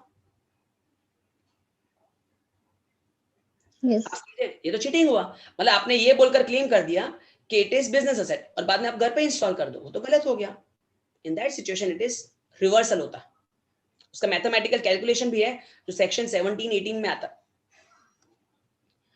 नाउ अगर कोई प्रिंसिपल टू एजेंट ट्रांसफर हो रहा है, सुनो, प्रिंसिपल टू एजेंट ट्रांसफर हो रहा है लेकिन उसमें एजेंट खुद का नाम यूज करके गुड्स बेच रहा है, तो जीएसटी आएगा। क्या बोल रहा हूं? एजेंट खुद का नाम यूज करके बेच रहा है तो जीएसटी आएगा, वरना जीएसटी नहीं आएगा। Agent acts as himself to be the person. इसका मैंने एक एग्जांपल पढ़ा था, खाली मैं बता रहा हूं एग्जांपल क्या था। समझो ए एक पेंटर है, बरोबर, बी एक पेंटर है, सी एक पेंटर है, बरोबर है, और ये सब अपनी अपनी पेंटिंग मिस्टर डी को देता है जो एग्जीबिशन रखता है। समझ में आ रहा है क्या बोल रहा हूं? Yes. और पेंटिंग को एग्जीबिशन में रखता है और बेचने की ट्राई करता है, बरोबर है। नाउ व्हाट हैपन, समझो मिस्टर ई आके बोलता है मुझे ए का पेंटिंग पसंद आया, राइट, ए पेंटिंग उसे पसंद आया, ऐसा पॉसिबल है? Yes. और एक मिनट,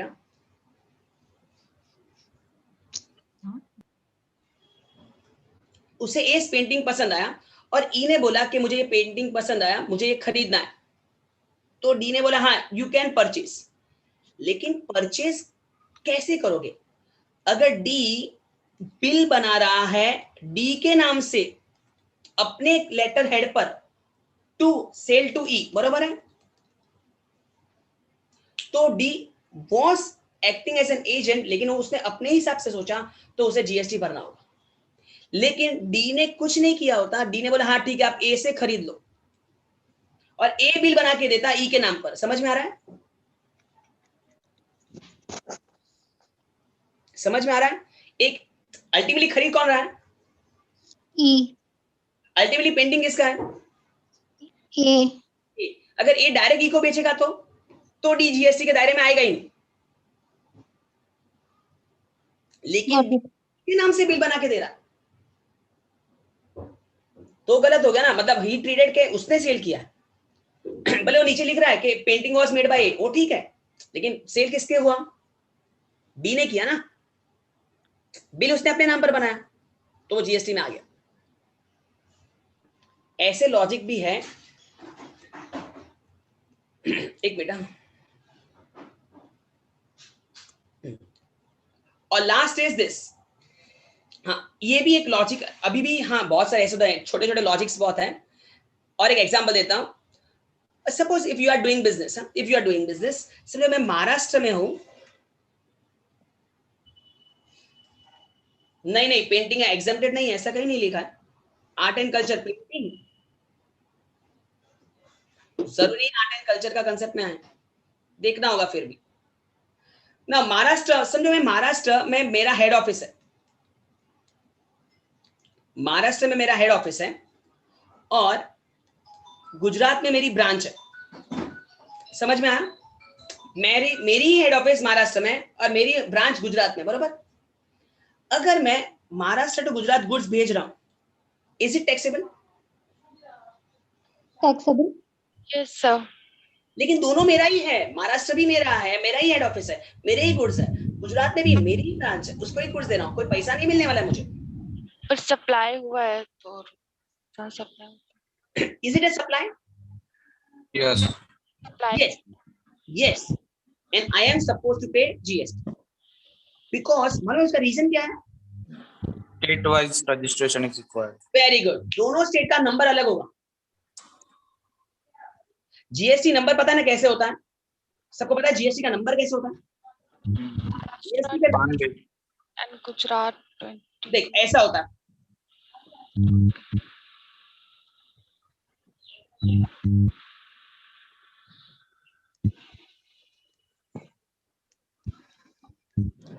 ऐसे देयर आर 15 डिजिट्स। कितना? 15। पता है सबको? Yes, sir. Yes. ये जो दो है ना, they are known as state code. State code. यहां से यहां जो है ना PAN card. पेन, ये है ना जनरली 1 2 3 होगा नंबर ऑफ रजिस्ट्रेशन, आपका फर्स्ट सेकंड थर्ड जो भी। Pan card. ये है ना बाय डिफॉल्ट जेड होगा, और ये है ना कुछ भी हो सकता है, एनीथिंग। समझ में आया? Yes sir. किसी को पता है 15 कैरेक्टर्स हैं? तो अगर मेरा ही बिजनेस है तो महाराष्ट्र में मेरा पैन कार्ड तो एक ही रहेगा। तो महाराष्ट्र में मेरा पैन कार्ड ही होगा, गुजरात में मेरा पैन कार्ड ही होगा। अगर महाराष्ट्र में मेरा पहला नंबर है तो इधर भी 1 ही होगा, गुजरात में मेरा पहला नंबर है तो इधर भी 1 ही होगा, दोनों जगह पर जेड ही होगा। प्रॉब्लम इज ये अलग हो जाएगा ना, यस सर। क्योंकि महाराष्ट्र में अगर 27 है और गुजरात का मेरे ख्याल से 29 31 कुछ है। आप समझ रहे हो? 24. 24 है गुजरात में। Yes, sir. महाराष्ट्र 27। महाराष्ट्र 27, हाँ गुजरात 24 है, हाँ ठीक है। तो वो हिसाब से आपका नंबर चेंज हो गया। अगर आपका नंबर चेंज हो गया मतलब they are considered to distinct person and subject to GST. Clear हुआ? Yes sir. तो ये लॉजिक आएगा, मतलब within the internal transfer में मुझे क्या भरना होगा? इंटरनल ट्रांसफर में मुझे क्या भरना होगा? GST. GST. Last is import of service by taxable person from a related person or from any of his other establishment outside India in the course of business. अभी इसके पहले भी हम लोग ने import of service पढ़ा। अब ये कौन सा import of service है? सोचो। Last example of this import of service, अभी ध्यान देना, import of service है last example of import. Suppose head office is in USA and branch is in India, right? Suppose India में कोई software problem आए तो ब्रांच ने किसको कांटेक्ट किया? हेड ऑफिस को, और हेड ऑफिस ने एक पर्सन, एक सॉफ्टवेयर इंजीनियर को यहां भेजा इंडिया में। समझ में आया? Yes, sir. क्लियर हुआ कुछ? ब्रांच किधर है? इंडिया में। हेड ऑफिस किधर है? यूएसए में। इंडिया में सॉफ्टवेयर में प्रॉब्लम आया तो क्या हुआ? एचओ ने यूएसए से किधर भेजा? एक पर्सन को इंडिया में भेजा। ये समझा सबको? Yes sir. Yes, sir. अभी सपोज वो पर्सन अज्यूम करो वहां यूएसए में मैं एक एग्जांपल देना, चलो मार्क जकरबर्ग, राइट? वो उन लोग ने एम्प्लॉय किया है एट इंडियन रुपीज, उसका मंथली समझो मंथली पैकेज उसका 10 lakhs मंथली पैकेज 10 lakhs का। वो इधर आया और 15 डेज उसने यहाँ काम किया। कितने दिन? 15 days. फिर इंडिया वालों ने इसके लिए लगता है यूएसए वाले को कुछ दिया होगा, पैसा दिया होगा या नहीं दिया होगा? हाँ या ना? फास्ट। ऑब्वियसली एचओ और ब्रांच का कंसेप्ट है तो एक भी रुपया नहीं दिया। किसने? इंडिया ने यूएसए को इसके लिए एक भी रुपया नहीं दिया। मतलब कंसिडरेशन है या नहीं है? No consideration. No consideration. लेकिन इंडियन ब्रांच ने एक जर्नल एंट्री पास कर दिया। उसने जर्नल एंट्री पास कर दिया, computer software expenses to HO. समझ में आया? 10 lakhs या 5 lakhs समझो। समझ में आया? Yes sir. मतलब एक एंट्री पास हुआ सिर्फ बुक्स के अंदर विदाउट एनी पेमेंट। खाली पास क्या हो गया? एंट्री। तो भी इस पर जीएसटी आएगा। आपने सिर्फ बुक एंट्री पास की तो भी जीएसटी आएगा। आप समझ रहे हो?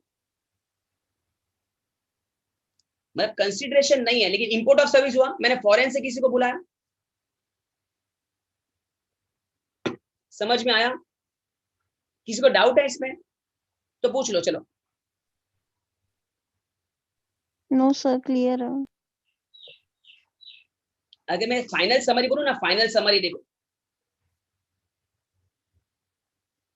और एक चीज भी है ऐसे तो इंपोर्ट ऑफ सर्विस में, और एक एग्जांपल दूं।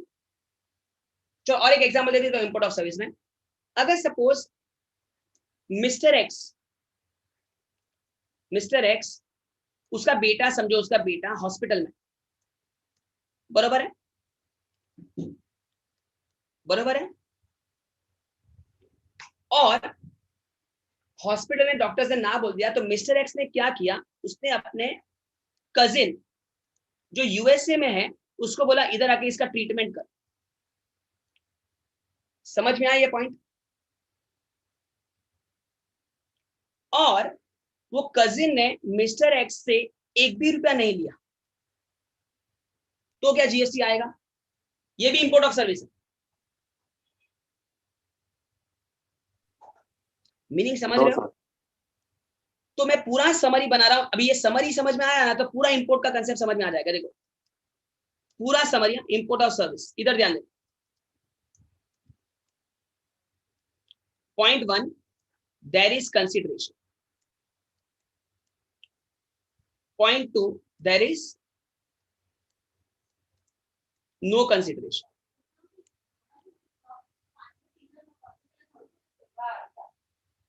और कंसिडरेशन में एक एग्जांपल मैंने बोला बियॉन्ड से, एक एग्जांपल दिया मैंने पोला, एक एग्जांपल मैंने दिया ये सॉफ्टवेयर वाला। समझ में आया? और एक एग्जांपल दिया मैंने हॉस्पिटल वाला। समझ में आया पूरा? ये 4 एग्जांपल समझ में आया? चारों एग्जांपल समझ में आया? आवाज नहीं आ रहा है? मेरा आवाज आ रहा है clear? Yes, sir. Yes sir. तो बियॉन्ड से वाला जो एग्जांपल था ना, सुनना, it was not business. Pollard वाला एग्जांपल था वो बिजनेस, सॉफ्टवेयर वाला एग्जांपल था वो बिजनेस। ये वापस नॉट बिजनेस। ये समझ में आया? Yes sir. तो अभी लास्ट कंक्लूजन देखो। लास्ट कंक्लूजन, इसमें भी जीएसटी आएगा, इसमें भी जीएसटी आएगा, इसमें भी जीएसटी आएगा, लेकिन इसमें जीएसटी नहीं आएगा। मतलब फाइनल कंक्लूजन क्या हुआ कि इंपोर्ट ऑफ सर्विस में अगर कंसीडरेशन है तो आएगा ही जीएसटी, लेकिन अगर बिजनेस नहीं है और कंसिडरेशन भी नहीं है ना तो जीएसटी नहीं है। क्लियर हुआ? Yes sir. मोना सिंह, आवाज नहीं आ रहा है, it is problem from your side only. Mona, right, बाकी सबको आवाज आ रहा है। तो this ends your supply schedule 1। Clear हुआ? चलो, कोई पेज का स्क्रीनशॉट लेना है तो वापस एक बार ले लेना फटाफट। पेज 1 ये हुआ है।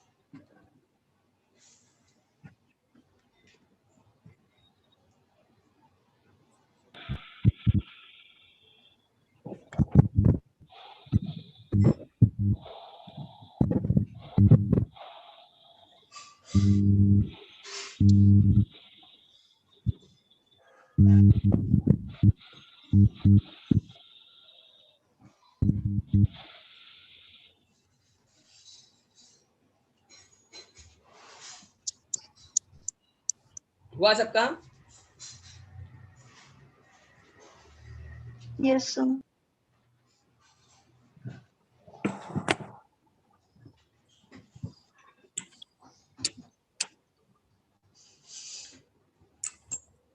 जो कोई एग्जांपल्स पढ़ना है?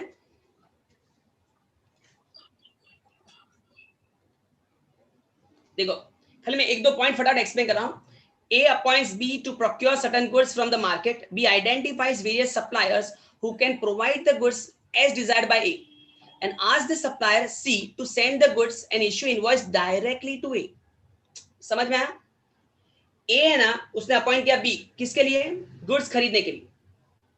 B ने क्या किया? C को बोला कि डायरेक्ट गुड्स इश्यू किसको कर दें? A को। तो B was acting as an agent. उसने अपने नाम पर कुछ नहीं किया, तो he is not an agent as per schedule 1। समझ में आया? Nothing, no GST, क्योंकि direct C to A transaction हो रहा है। B ने तो सिर्फ खाली बोला ना, C को बोला A को भेज दे। क्लियर हुआ? Yes sir. देखो, XYZ a banking company appoints B auctioneer to auction certain goods. The auctioneer arranges for auction, identifies potential bidders. The highest bid is accepted and the goods are sold to the highest bidder by XYZ. The invoice for the supply of goods is issued by XYZ to bidder. मतलब वापस B का role है कुछ? No, नहीं है। तो answer is not an agent as per schedule 1। समझ में आया? लेकिन जो मैंने पेंटिंग का एग्जांपल दिया, देखो, अगर B, समझो, A an artist appoints B as an auctioneer, B arranges for the auction, फिर वापस हाईएस्ट बीडर को पेमेंट करना। The invoice for the supply of the painting is issued by B। बस तो फंस गया, तो जीएसटी में आ गया। क्लियर हुआ? Yes sir, got it? Got it. मतलब सप्लाई शेड्यूल 1 सबको पता है? किसी ने शेड्यूल 2 पढ़ा है कभी? शेड्यूल 2 बहुत वास्ट है। Yes, sir. हाँ, सेक्शन 7 का ही पार्ट है। सेक्शन 7 का ही पार्ट है शेड्यूल 2। शेड्यूल 2, चलो वापस। पहला पॉइंट क्या था सप्लाई का? एसटीडी बेल वाला। दूसरा पॉइंट था इंपोर्ट ऑफ सर्विस वाला। तीसरा था शेड्यूल 1। शेड्यूल 1 का मेन कंसेप्ट क्या है? Without consideration. देखो, मुझे प्रॉब्लम ये, मुझे ऑब्वियसली थोड़ा फास्ट जाना पड़ रहा है क्योंकि 2-2 घंटे में मेरे को कवर करना है। 6 घंटे में लगता नहीं पूरा जीएसटी होने वाला है। क्लियर हुआ? तो थोड़ा फास्ट जाओ या अभी भी क्या करूं? आप बोलो, स्पीड स्लो करना चाहिए? सर फास्ट जाओगे तो चलेगा। क्योंकि होगा नहीं इतना सारा, अभी तो सिर्फ पहला सेक्शन पर ही है, 7 पर ही है। चलो ना, schedule 2 is a classification between goods and services. किसको गुड्स गिनने का, किसको सर्विस गिनने का, आप समझ रहे हो? दोनों में जीएसटी आने वाला है, लेकिन क्लासिफिकेशन तो जरूरी है कि ये गुड्स है या सर्विस है। तो first is transfer of goods, obviously it is goods. लेकिन transfer of right without transferring ownership, खाली गुड्स यूज कर देना, ओनरशिप नहीं देना, is what supply of service. हाँ, लेकिन अगर फ्यूचर में अगर ट्रांसफर होने वाला है तो वापस सप्लाई ऑफ गुड्स। फ्यूचर का मतलब है, समझो आपने कार परचेज किया इंस्टॉलमेंट सिस्टम पर, तो ऐसा है कि आप इंस्टॉलमेंट पे करो, दूसरा तीसरा चौथा 5 इंस्टॉलमेंट के बाद गाड़ी आपकी हो जाएगी, ओनरशिप आपकी हो जाएगी, तो वो सप्लाई ऑफ गुड्स माना जाएगा एट प्रेजेंट। समझ में आया? Instalment system. फिर कोई भी चीज आपने लीज आउट किया, it can be a commercial property, it can be a residential property, it can be industrial property, it can be easement, it can be tenancy, it can be license। अगर आपने जमीन या आपने कोई भी चीज भाड़े पर दिया और उसका भाड़ा ले रहे हो तो वो सप्लाई ऑफ सर्विस माना जाएगा, राइट? सप्लाई ऑफ सर्विस माना जाएगा। Yes, sir. ट्रीटमेंट और प्रोसेस। व्हाट इज ट्रीटमेंट और प्रोसेस? मतलब सपोज एक एग्जांपल हो, समझो I am manufacturer of shirts. समझो मैं मैन्युफैक्चरर ऑफ शर्ट्स कर रहा हूं, लेकिन मेरा काम क्या है? मैं क्लॉथ खरीदता हूं।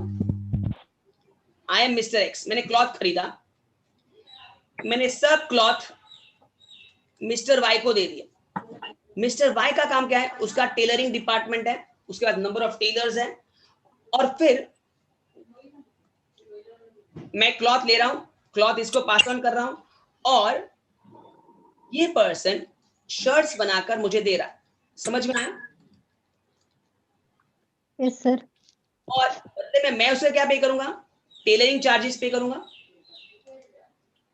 मुझे पे करना होगा ना टेलरिंग चार्जेस। ना द कांसेप्ट अराइज के मैंने मिस्टर वाई को टेलरिंग चार्जेस दिया, तो tailoring charges for what? For processing, for job work. समझ में आ रहा है? तो Mr Y supplied to me was what? Supply of goods. क्या उसने मेरे को शर्ट सप्लाई किया? हाँ या ना? Can I consider it's a goods? तो मेरे को शर्ट्स दिया ना, तो गुड्स है। Is it true? आप बोलो इज इट ट्रू कि I can consider it supply of goods और supply of service? Supply of sir. Supply of service, क्योंकि उसने मुझे खाली काम करके दिया है। गुड्स तो मेरा ही था, क्लॉथ मेरा ही था, उसने खाली क्या करके दिया? Processing work. समझा? Got it? Yes, sir. हाँ। फिर अगर आपने कोई भी असेट को आपने बिजनेस असेट ट्रीट किया है, सुनना बरोबर, कोई भी असेट को आपने बिजनेस असेट ट्रीट किया है और बाद में आपने उससे बेचा, डिस्पोज ऑफ किया, भंगार में भी बेचा, ट्रांसफर किया, तो वो सप्लाई ऑफ गुड्स ही माना जाएगा। एक रूल समझना, मैं इसका कैलकुलेशन भी नहीं समझा सकता, लेकिन क्लियर कट बोल रहा हूं। अगर if I am doing business, I have purchased air condition, I have purchased some machine, after 2 years, after 3 years, if I have thrown that asset, समझो मैंने असेट को भंगार में बेच दिया, तो फिर जीएसटी के दायरे में आ जाऊंगा। क्योंकि एक बार मैंने बिजनेस एसेट बोलकर लिया, फिर मुझे उसे बिजनेस में यूज करना होगा ना, मैं किसी को बेच सकता हूं तो भी जीएसटी में आ जाऊंगा। अगर मैंने अपने घर पे यूज किया तो भी जीएसटी में आ जाऊंगा, अगर वो भंगार में गया तो भी जीएसटी में आ जाऊंगा। I can not. आप समझ रहे हो? आई हैव, ये रूल है, उसका कैलकुलेशंस भी है। फिर अगर कोई कंपनी असेट खरीदता है ये बोलकर कि मैं बिजनेस करने वाला हूं, ये असेट को मैं बिजनेस में यूज करने वाला हूं, और उसके डायरेक्टर्स लोग यूज कर रहे हैं फ्री में, डायरेक्टर्स लोग बिंदास यूज कर रहे हैं बिजनेस असेट को, तो ऐसा माना जाएगा कि company is providing service to that directors. Clear हुआ? असेट क्या बोलकर खरीदा था कि it is used for business, it is used by company, और कंपनी क्या कर रही है? अपने डायरेक्टर्स को, समझे एग्जांपल दिया इधर, MD is using companies car for personal purpose. आप समझ रहे हो? Yes sir. तो सप्लाई ऑफ सर्विस माना जाएगा। ये कंसेप्ट भी रजिस्ट्रेशन में, अगर सब ये साल बहुत हुआ है, ये साल बहुत हुआ, ये रियल में ये साल बहुत हुआ। मैं एक एग्जांपल दे रहा हूं, ये साल मैक्सिमम जगह पर ऐसा हुआ। अभी क्या हुआ समझो, ये साल, ये रियल फैक्ट समझो। 2020-21, 2019-20 समझो, आपका यहां टर्नओवर था 50 लाख रुपए, मतलब आपके पास जीएसटी नंबर था, राइट? याद है आपको? ऐसा पता है 1920 में समझो मेरे पास 50 लाख का टर्नओवर था, तो क्या मेरे पास जीएसटी नंबर होगा? महाराष्ट्र में वो गुड्स बेच रहा हूं, यस 40 लाख के ऊपर है तो होना चाहिए, राइट है? 2021 was completely a pandemic, corona में चला गया और इसमें मेरा टर्नओवर सिर्फ 10 लाख रुपया ही हुआ। यदि ऐसा हुआ होगा, ये राइट हुआ होगा, ऐसा हुआ होगा किसी के साथ? आवाज आ रहा है? Yes, sir. Yes, sir. क्या ऐसा हुआ होगा पौजन के साथ? हाँ, Now, chances. 21-22 में 21-22 जो अभी रनिंग ईयर है, उसके 1 अप्रैल को मैं जाके अपना नंबर कैंसिल करवा सकता हूं? No. Can I go for cancellation of number? No. Yes, I can go. क्यों मालूम है? क्योंकि मेरा उसका प्रीवियस ईयर का टर्नओवर 40 लाख से नीचे चला गया था। अगर मेरा प्रीवियस ईयर का टर्नओवर 40 लाख से नीचे जाए तो नेक्स्ट ईयर की 1 अप्रैल को मैं नंबर कैंसिल करवा सकता हूं। समझा? आप समझ रहे हो Yes, या नहीं sir. समझा? मैं वापस सुना, सुनो। 1920 में मेरा टर्नओवर कितना था? 50 लाख। तो भी मेरे पास जीएसटी नंबर था। 2021 में मेरा टर्नओवर कितना हो गया? 10 लाख। तो 21-22 के स्टार्ट में मैंने क्या बोला? मुझे अभी नंबर की जरूरत नहीं है, मेरा टर्नओवर 40 लाख से नीचे हो गया। ये समझ में आया सबको? Yes, sir. ऐसा मैं कर सकता हूं, लेकिन ऐसा भी रूल है कि समझो कि इसके लास्ट डे 31 मार्च 21 को मेरे स्टॉक में कुछ गुड्स हो गए, क्लोजिंग स्टॉक होगा ना। अगर वो स्टॉक का मैं आईटीसी क्लेम कर चुका हूं, सर वो स्टॉक का मैंने आईटीसी क्लेम कर लिया होगा लास्ट ईयर ही, बरोबर है? ये समझते हो 31 मार्च 21 का जो क्लोजिंग स्टॉक होगा उसका आईटीसी मैंने क्लेम किया होगा या नहीं किया होगा? Slide down. सबको समझ में आ रहा है? Yes, sir. और 1 अप्रैल को तो मैंने नंबर ही कैंसिल करवा दिया, तो जब ये स्टॉक बेचूंगा तभी तो मैं जीएसटी लेने वाला ही नहीं हूं। हाँ सर। तो ये जो स्टॉक पड़ा है ना, जो स्टॉक है ना, उसका मुझे टैक्स खुद भरना होगा। हाँ क्योंकि आईटीसी लिया। कि मैंने आईटीसी ले लिया। हाँ। ऐसे रूल्स है, थोड़ा हैवी रूल्स है लेकिन है। ये सब बहुत एक्स्ट्रा ऑर्डिनरी है, मतलब जिसको जो बहुत लॉजिकली समझ में आएगा ये सब समझ में आएगा।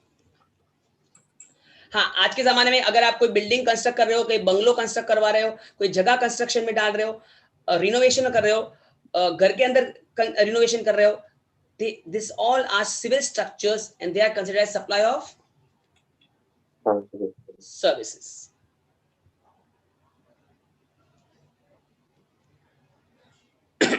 Next, temporary transfer or permanent of any intellectual property right. आप लोग ने सबसे कॉमन वर्ड मतलब हम लोग सुने हैं, रॉयल्टी सुना है? हाँ sir. What is royalty practically? What is rent and difference between rent and royalty? Difference between rent and royalty. Royalty purchase या सेल के प्रोडक्ट पे दिया जाता है, रेंट तो मैंडेटरी एक्सपेंडिचर है नहीं, अगर अपन रेंटल रहते हैं तो। रेंट का मतलब amount which is paid for using a tangible property and royalty is amount which is paid for using an intangible property. आप समझ लो, कॉपीराइट, पेटेंट्स, हम लोग उस पर क्या देते हैं? रॉयल्टीज। जबकि मैं समझो किसी का कॉपीराइट यूज कर रहा हूं तो क्या दूंगा? रॉयल्टी। रॉयल्टीज। किसी का पेटेंट यूज कर रहा हूं तो रॉयल्टीज, लेकिन किसी की जमीन यूज कर रहा हूं तो रेंट। रेंट। तो अगर मैं किसी के रॉयल्टी दे रहा हूं तो उस पर भी concept of supply of service आ जाएगा। ये सब सप्लाई ऑफ सर्विस है। इंटेलेक्चुअल प्रॉपर्टी राइट्स यूज करना किसी की इस सप्लाई ऑफ सर्विसेज। समझ में आया? यस। फिर आईटी रिलेटेड कुछ भी, जैसे इंफॉर्मेशन सॉफ्टवेयर से समझो आपने अपग्रेडेशन करवाया, आपने एंटीवायरस डलवाया, आपने बोलते ना प्रोग्रामिंग करवाया, सॉफ्टवेयर, ये सब कुछ आएगा under the terms service. Past में बहुत बड़ा डिस्प्यूट था, कि किस में वैट और किस में सर्विस, बहुत कंफ्यूजन था। अभी उन्होंने सबको किस में डाल दिया? सर्विस। Supply of services. ये वर्ड समझो, to do an act or not to do an act or to tolerate an act. काम करने के लिए कुछ मिला तो भी सर्विस, काम नहीं करने के लिए मिला तो भी सर्विस, कुछ सहने के लिए मिला तो भी सर्विस। समझ में आया? काम करने के लिए मिला, क्या ये जेन्युइन है? काम करने के लिए कुछ भी मिलना जेन्युइन है? Yes. मैंने आपको पढ़ाया, आपसे मैंने फीस लिया, is genuine? Yes. Subject to service, GST आएगा कंफर्म। काम नहीं करने के लिए मिलना, ये क्या है? काम नहीं करने के लिए मिलना is what? That is a no competition. समझो, मैंने बोला मैं आपके कंपटीशन में नहीं आऊंगा, उसके बदले में मेरे को 5 लाख रुपया दे दो। समझ में आया? Yes. तो भी जीएसटी आएगा। तो टॉलरेट मतलब समझो आपने मेरे साथ ब्रीच ऑफ कॉन्ट्रैक्ट किया, आपके ब्रीच के कारण मुझे लॉस हुआ, मैंने आपसे कॉम्पनसेशन मांगा। समझ में आया? Yes, sir. Tolerate an act, काम करने के लिए, काम नहीं करने के लिए, plus to tolerate, to refrain from an act, ये सब में क्या आएगा? GST. GST. This all are supply of services, this all are supply of services. Next, suppose आप ना ओनरशिप ले रहे हो और ना ही पोजीशन मिल रहा है, क्या आप किसी को पैसा दोगे? कोई पर्सन आपको ओनरशिप दे रहा है, ना आपको पोजीशन दे रहा है, फिर भी आप उसको पैसा दोगे? यूज करने के लिए दिया होगा। आंसर किसके लिए दिया होगा? यूज करने के लिए। यूज करने के लिए दिया होगा। सबसे कॉमन एग्जांपल इस मामले क्या है? Bank lockers. अब बैंक में लॉकर को पेमेंट करते हो, लॉकर है बैंक में, आपको पेमेंट करना पड़ेगा बैंक को। Yes, sir. Is the locker belongs to you? Now you are the owner? No. Is the locker is given to you for your personal purpose? घर पे लेकर जाओ? नहीं। नहीं। Possession. No possession, no ownership. Just use it. Then also you are paying. Why? Because it is service. समझ में आया? Yes, sir. Yes, sir. Supply of services बहुत एग्जांपल्स हैं। Now works contract, what is a works contract? Past में ना works contract मतलब क्या था? मतलब गुड्स और सर्विस का एक साथ आ जाना। सबसे कॉमन एग्जांपल मानो पास्ट में क्या था? घर का रिनोवेशन। मतलब जब हम लोग घर का रिनोवेशन कराते हैं ना, तो बहुजन कैसे कराता है? मतलब मटेरियल भी आप लेकर आना, लेबर भी आपका, आप अमाउंट बोलो रिनोवेशन का। अभी ये क्या हुआ? सप्लाई ऑफ क्या? गुड्स या सर्विस? सेकेंड एग्जांपल में क्या था? चलो पहले अगर आपको एक बेसिक पूछूं, गुड्स और सर्विस के बीच में बेसिक डिफरेंस क्या है? Basic difference anyone? Goods versus service में बेसिक डिफरेंस बोल के दिखाओ। ओनली बेसिक डिफरेंस, जल्दी, fast. Tangible and intangible. Very good. Tangible and intangible. Goods are tangible, services are intangible, right है? अभी आप मेरे को बोलो, होटल में जाके आप खाना खाते हो, you tell, supply of goods या सप्लाई ऑफ सर्विस? सर्विस। हाँ, सप्लाई सर्विस। क्यों? खाना नहीं मिला। खाना टेंजिबल है इंटेंजिबल? tangible. हाँ, Tangible है। जिसने बोला सर्विस उसको बोलो, खाली इतने बोला सर्विस क्यों बोला? टेंजिबल है इंटेंजिबल? खाना मिला ना आपको, तो टेंजिबल है इंटेंजिबल? फास्ट। Tangible. तो वो तो गुड्स हो जाएगा। आप समझ रहे हो? तो ये प्रॉब्लम क्या हुआ? पास्ट में यही सबसे बड़ा प्रॉब्लम था कि एक साथ वैट और सर्विस टैक्स आमने सामने आ जाता था, तो अभी जीएसटी में आ गया। Yes, sir. What is works contract? A combo of goods and service at the same time. समझ रहे हो? Yes, sir. तो ये बड़ा प्रॉब्लम हो जाएगा ना। आप बोलोगे यार, अगर समझो पास्ट में तो ऐसा था, पास्ट में ऐसा था, VAT was charge by state government, service tax was charge by central government, और कोई आके बोलेगा आपको दोनों टैक्स भरना पड़ेगा, तो आप तो गाली ही दोगे। ये दो टैक्स क्यों दूं? Yes. आप तो यार दो टैक्स मैं नहीं दूंगा। तो अभी उन्होंने क्या किया कि जो वर्क्स कॉन्ट्रैक्ट है, जो केटरिंग बिजनेस था, केटरिंग और जमाने में मेन बिजनेस था केटरिंग बिजनेस, राइट? होटल्स है जहां लिकर नहीं बेचा जाता, ये सबको उन लोगों ने किस में डाल दिया? Supply of service. पास्ट में वो कॉम्बो में था, अभी उन्होंने स्पेसिफिक कर दिया। समझा? Yes, sir. Yes, sir. का समझा? वर्क्स कॉन्ट्रैक्ट जहां ज्यादा जो रेस्टोरेंट में लिकर बेचा जाता है वो इधर नहीं आएगा, other than liquor. Yes, sir. फिर अगर कोई मेंबर्स अपने ही कोई एसोसिएशन, कोई कोऑपरेटिव सोसाइटी अपने मेंबर्स को गुड्स दे रही है, बेच रही है मेंबर्स को, तो वो भी सप्लाई ऑफ गुड्स माना जाएगा, राइट? Yes. मेंबर अपने ही एसोसिएशन अपने मेंबर्स को। शेड्यूल 2 काफी वास्ट है, लेकिन it is just a classification. Past में इसके क्वेश्चंस बहुत रेयर, डायरेक्ट क्वेश्चन नहीं आता। शेड्यूल 1 डायरेक्ट आता है, शेड्यूल 3 डायरेक्ट आता है, शेड्यूल 2 डायरेक्ट नहीं आता। लेकिन ऐसा नहीं कर सकते, छोड़ नहीं सकते। हाँ, डायरेक्ट नहीं आता ऐसा बोलो। डायरेक्ट समझते हो? डायरेक्ट मतलब क्वेश्चन ऐसा होता है, right a short note on schedule 1, ऐसा पूछ सकते हैं। तो आपको स्टार्ट ही ऐसे करना होगा कि schedule 1 means supply without consideration, बस वो की मेन वर्ड है। सेक्शन 7(1) आता है, 7 तो याद रहना ही चाहिए। इंटरनल बॉर्जन को याद नहीं रहता, 1 रोमन नंबर 2 वो सब याद नहीं रहता, 7 याद होना चाहिए सप्लाई का। समझ में आया? शेड्यूल 1 भी 7, शेड्यूल 2 7 और शेड्यूल 3 भी 7 तो है ही। Got it? Yes. Schedule 3 is neither goods nor services, मतलब उस पर जीएसटी नहीं लगेगा। जीएसटी नहीं आएगा। Activities which are schedule 3 generally central government, state government जो पब्लिक अथॉरिटीज के लिए काम करती है ना, public parks, public hospital, government hospital, वो सब, they are neither goods nor service. अब जब मैं ऐसे लिख दूं नीदर गुड्स नॉर सर्विस, मतलब इंप्लाइड क्या है? जीएसटी नहीं है। उसमें 8 पॉइंट्स है। अभी 8 पॉइंट्स को आपको कैसे याद रखना है वो आपको लुकआउट है। सबसे पहला पॉइंट मैं बताता हूं, तो बहुत इजी पॉइंट है। सैलरीज पर जीएसटी नहीं आएगा, याद रह गया? Yes sir. Yes sir. Salaries पर जीएसटी नहीं आएगा। सैलरीज मतलब अज्यूम करो, if you are a CS, if you are a CA, if you are a lawyer, आप चार्टर्ड अकाउंटेंट हो, मैं अज्यूम कर लो आप चार्टर्ड अकाउंटेंट हो, बराबर? Yes. अगर आप कोई कंपनी में जॉब कर रहे हो और आपका पैकेज है 36 लाख,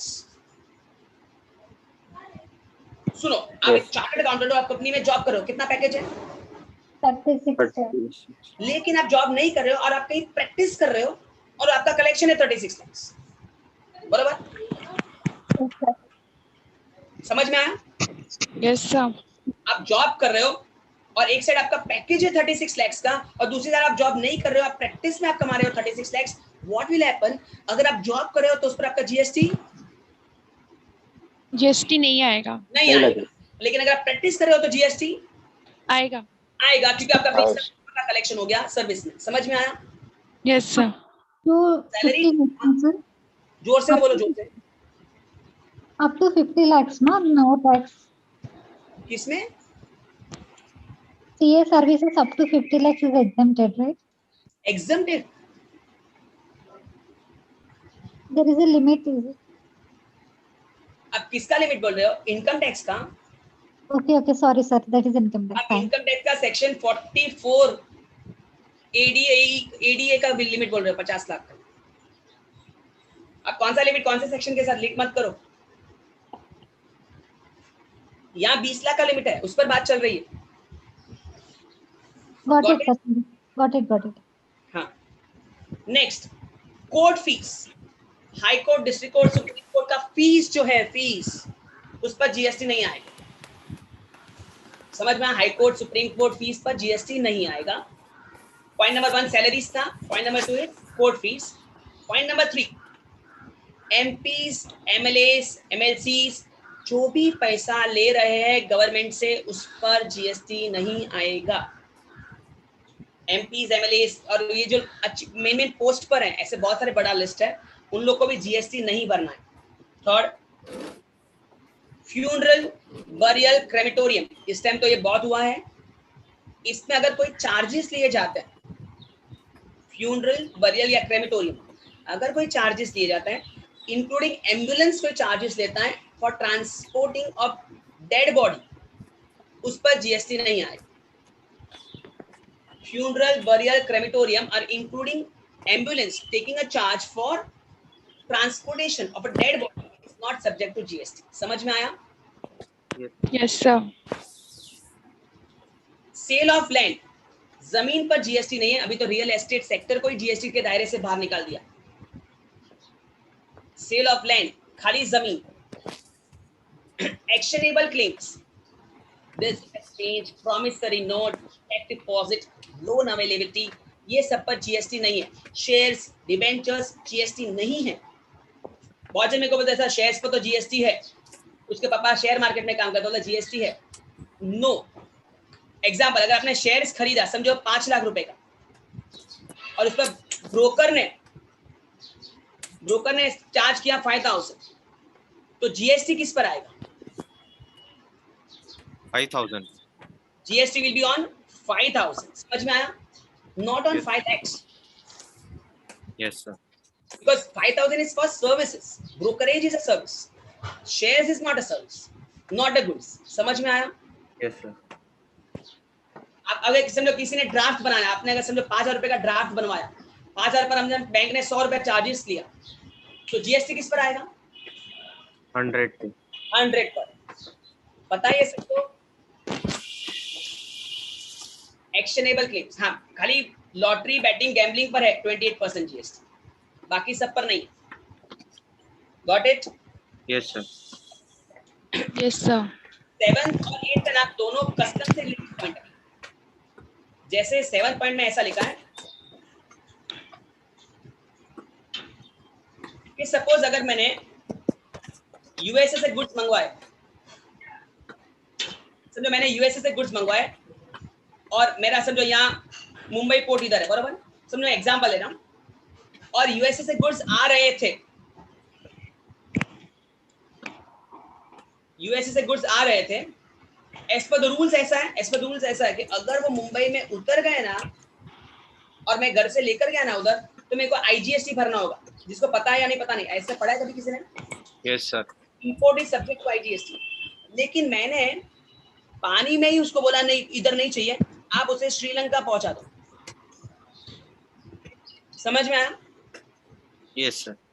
मतलब मैंने इंडिया में उतरने ही नहीं दिया, इंपोर्ट एक्सपोर्ट एक साथ कर लिया. समझ में आया? Yes, sir. बाहर के बाहर हो गया. बाहर के बाहर हो गया तो जीएसटी नहीं आएगा.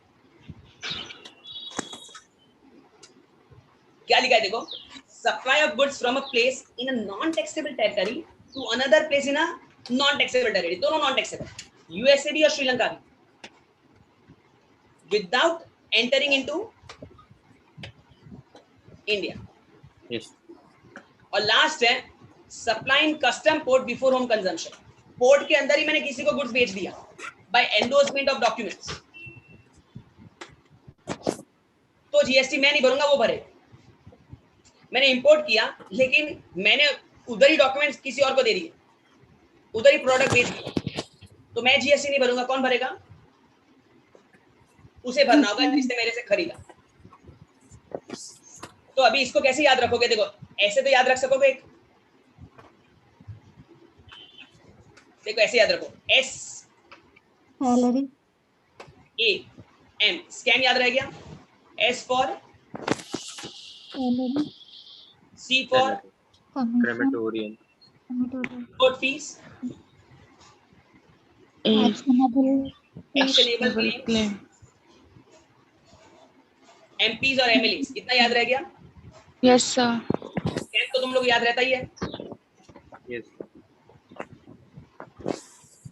और हम लोग ऐसे याद रहते हैं, एफ फॉर फ्यूनरल, और L for sale of land, and C Sale for of land. Customs. Custom. Clear हुआ? अच्छा, Yes, sir. Yes, sir.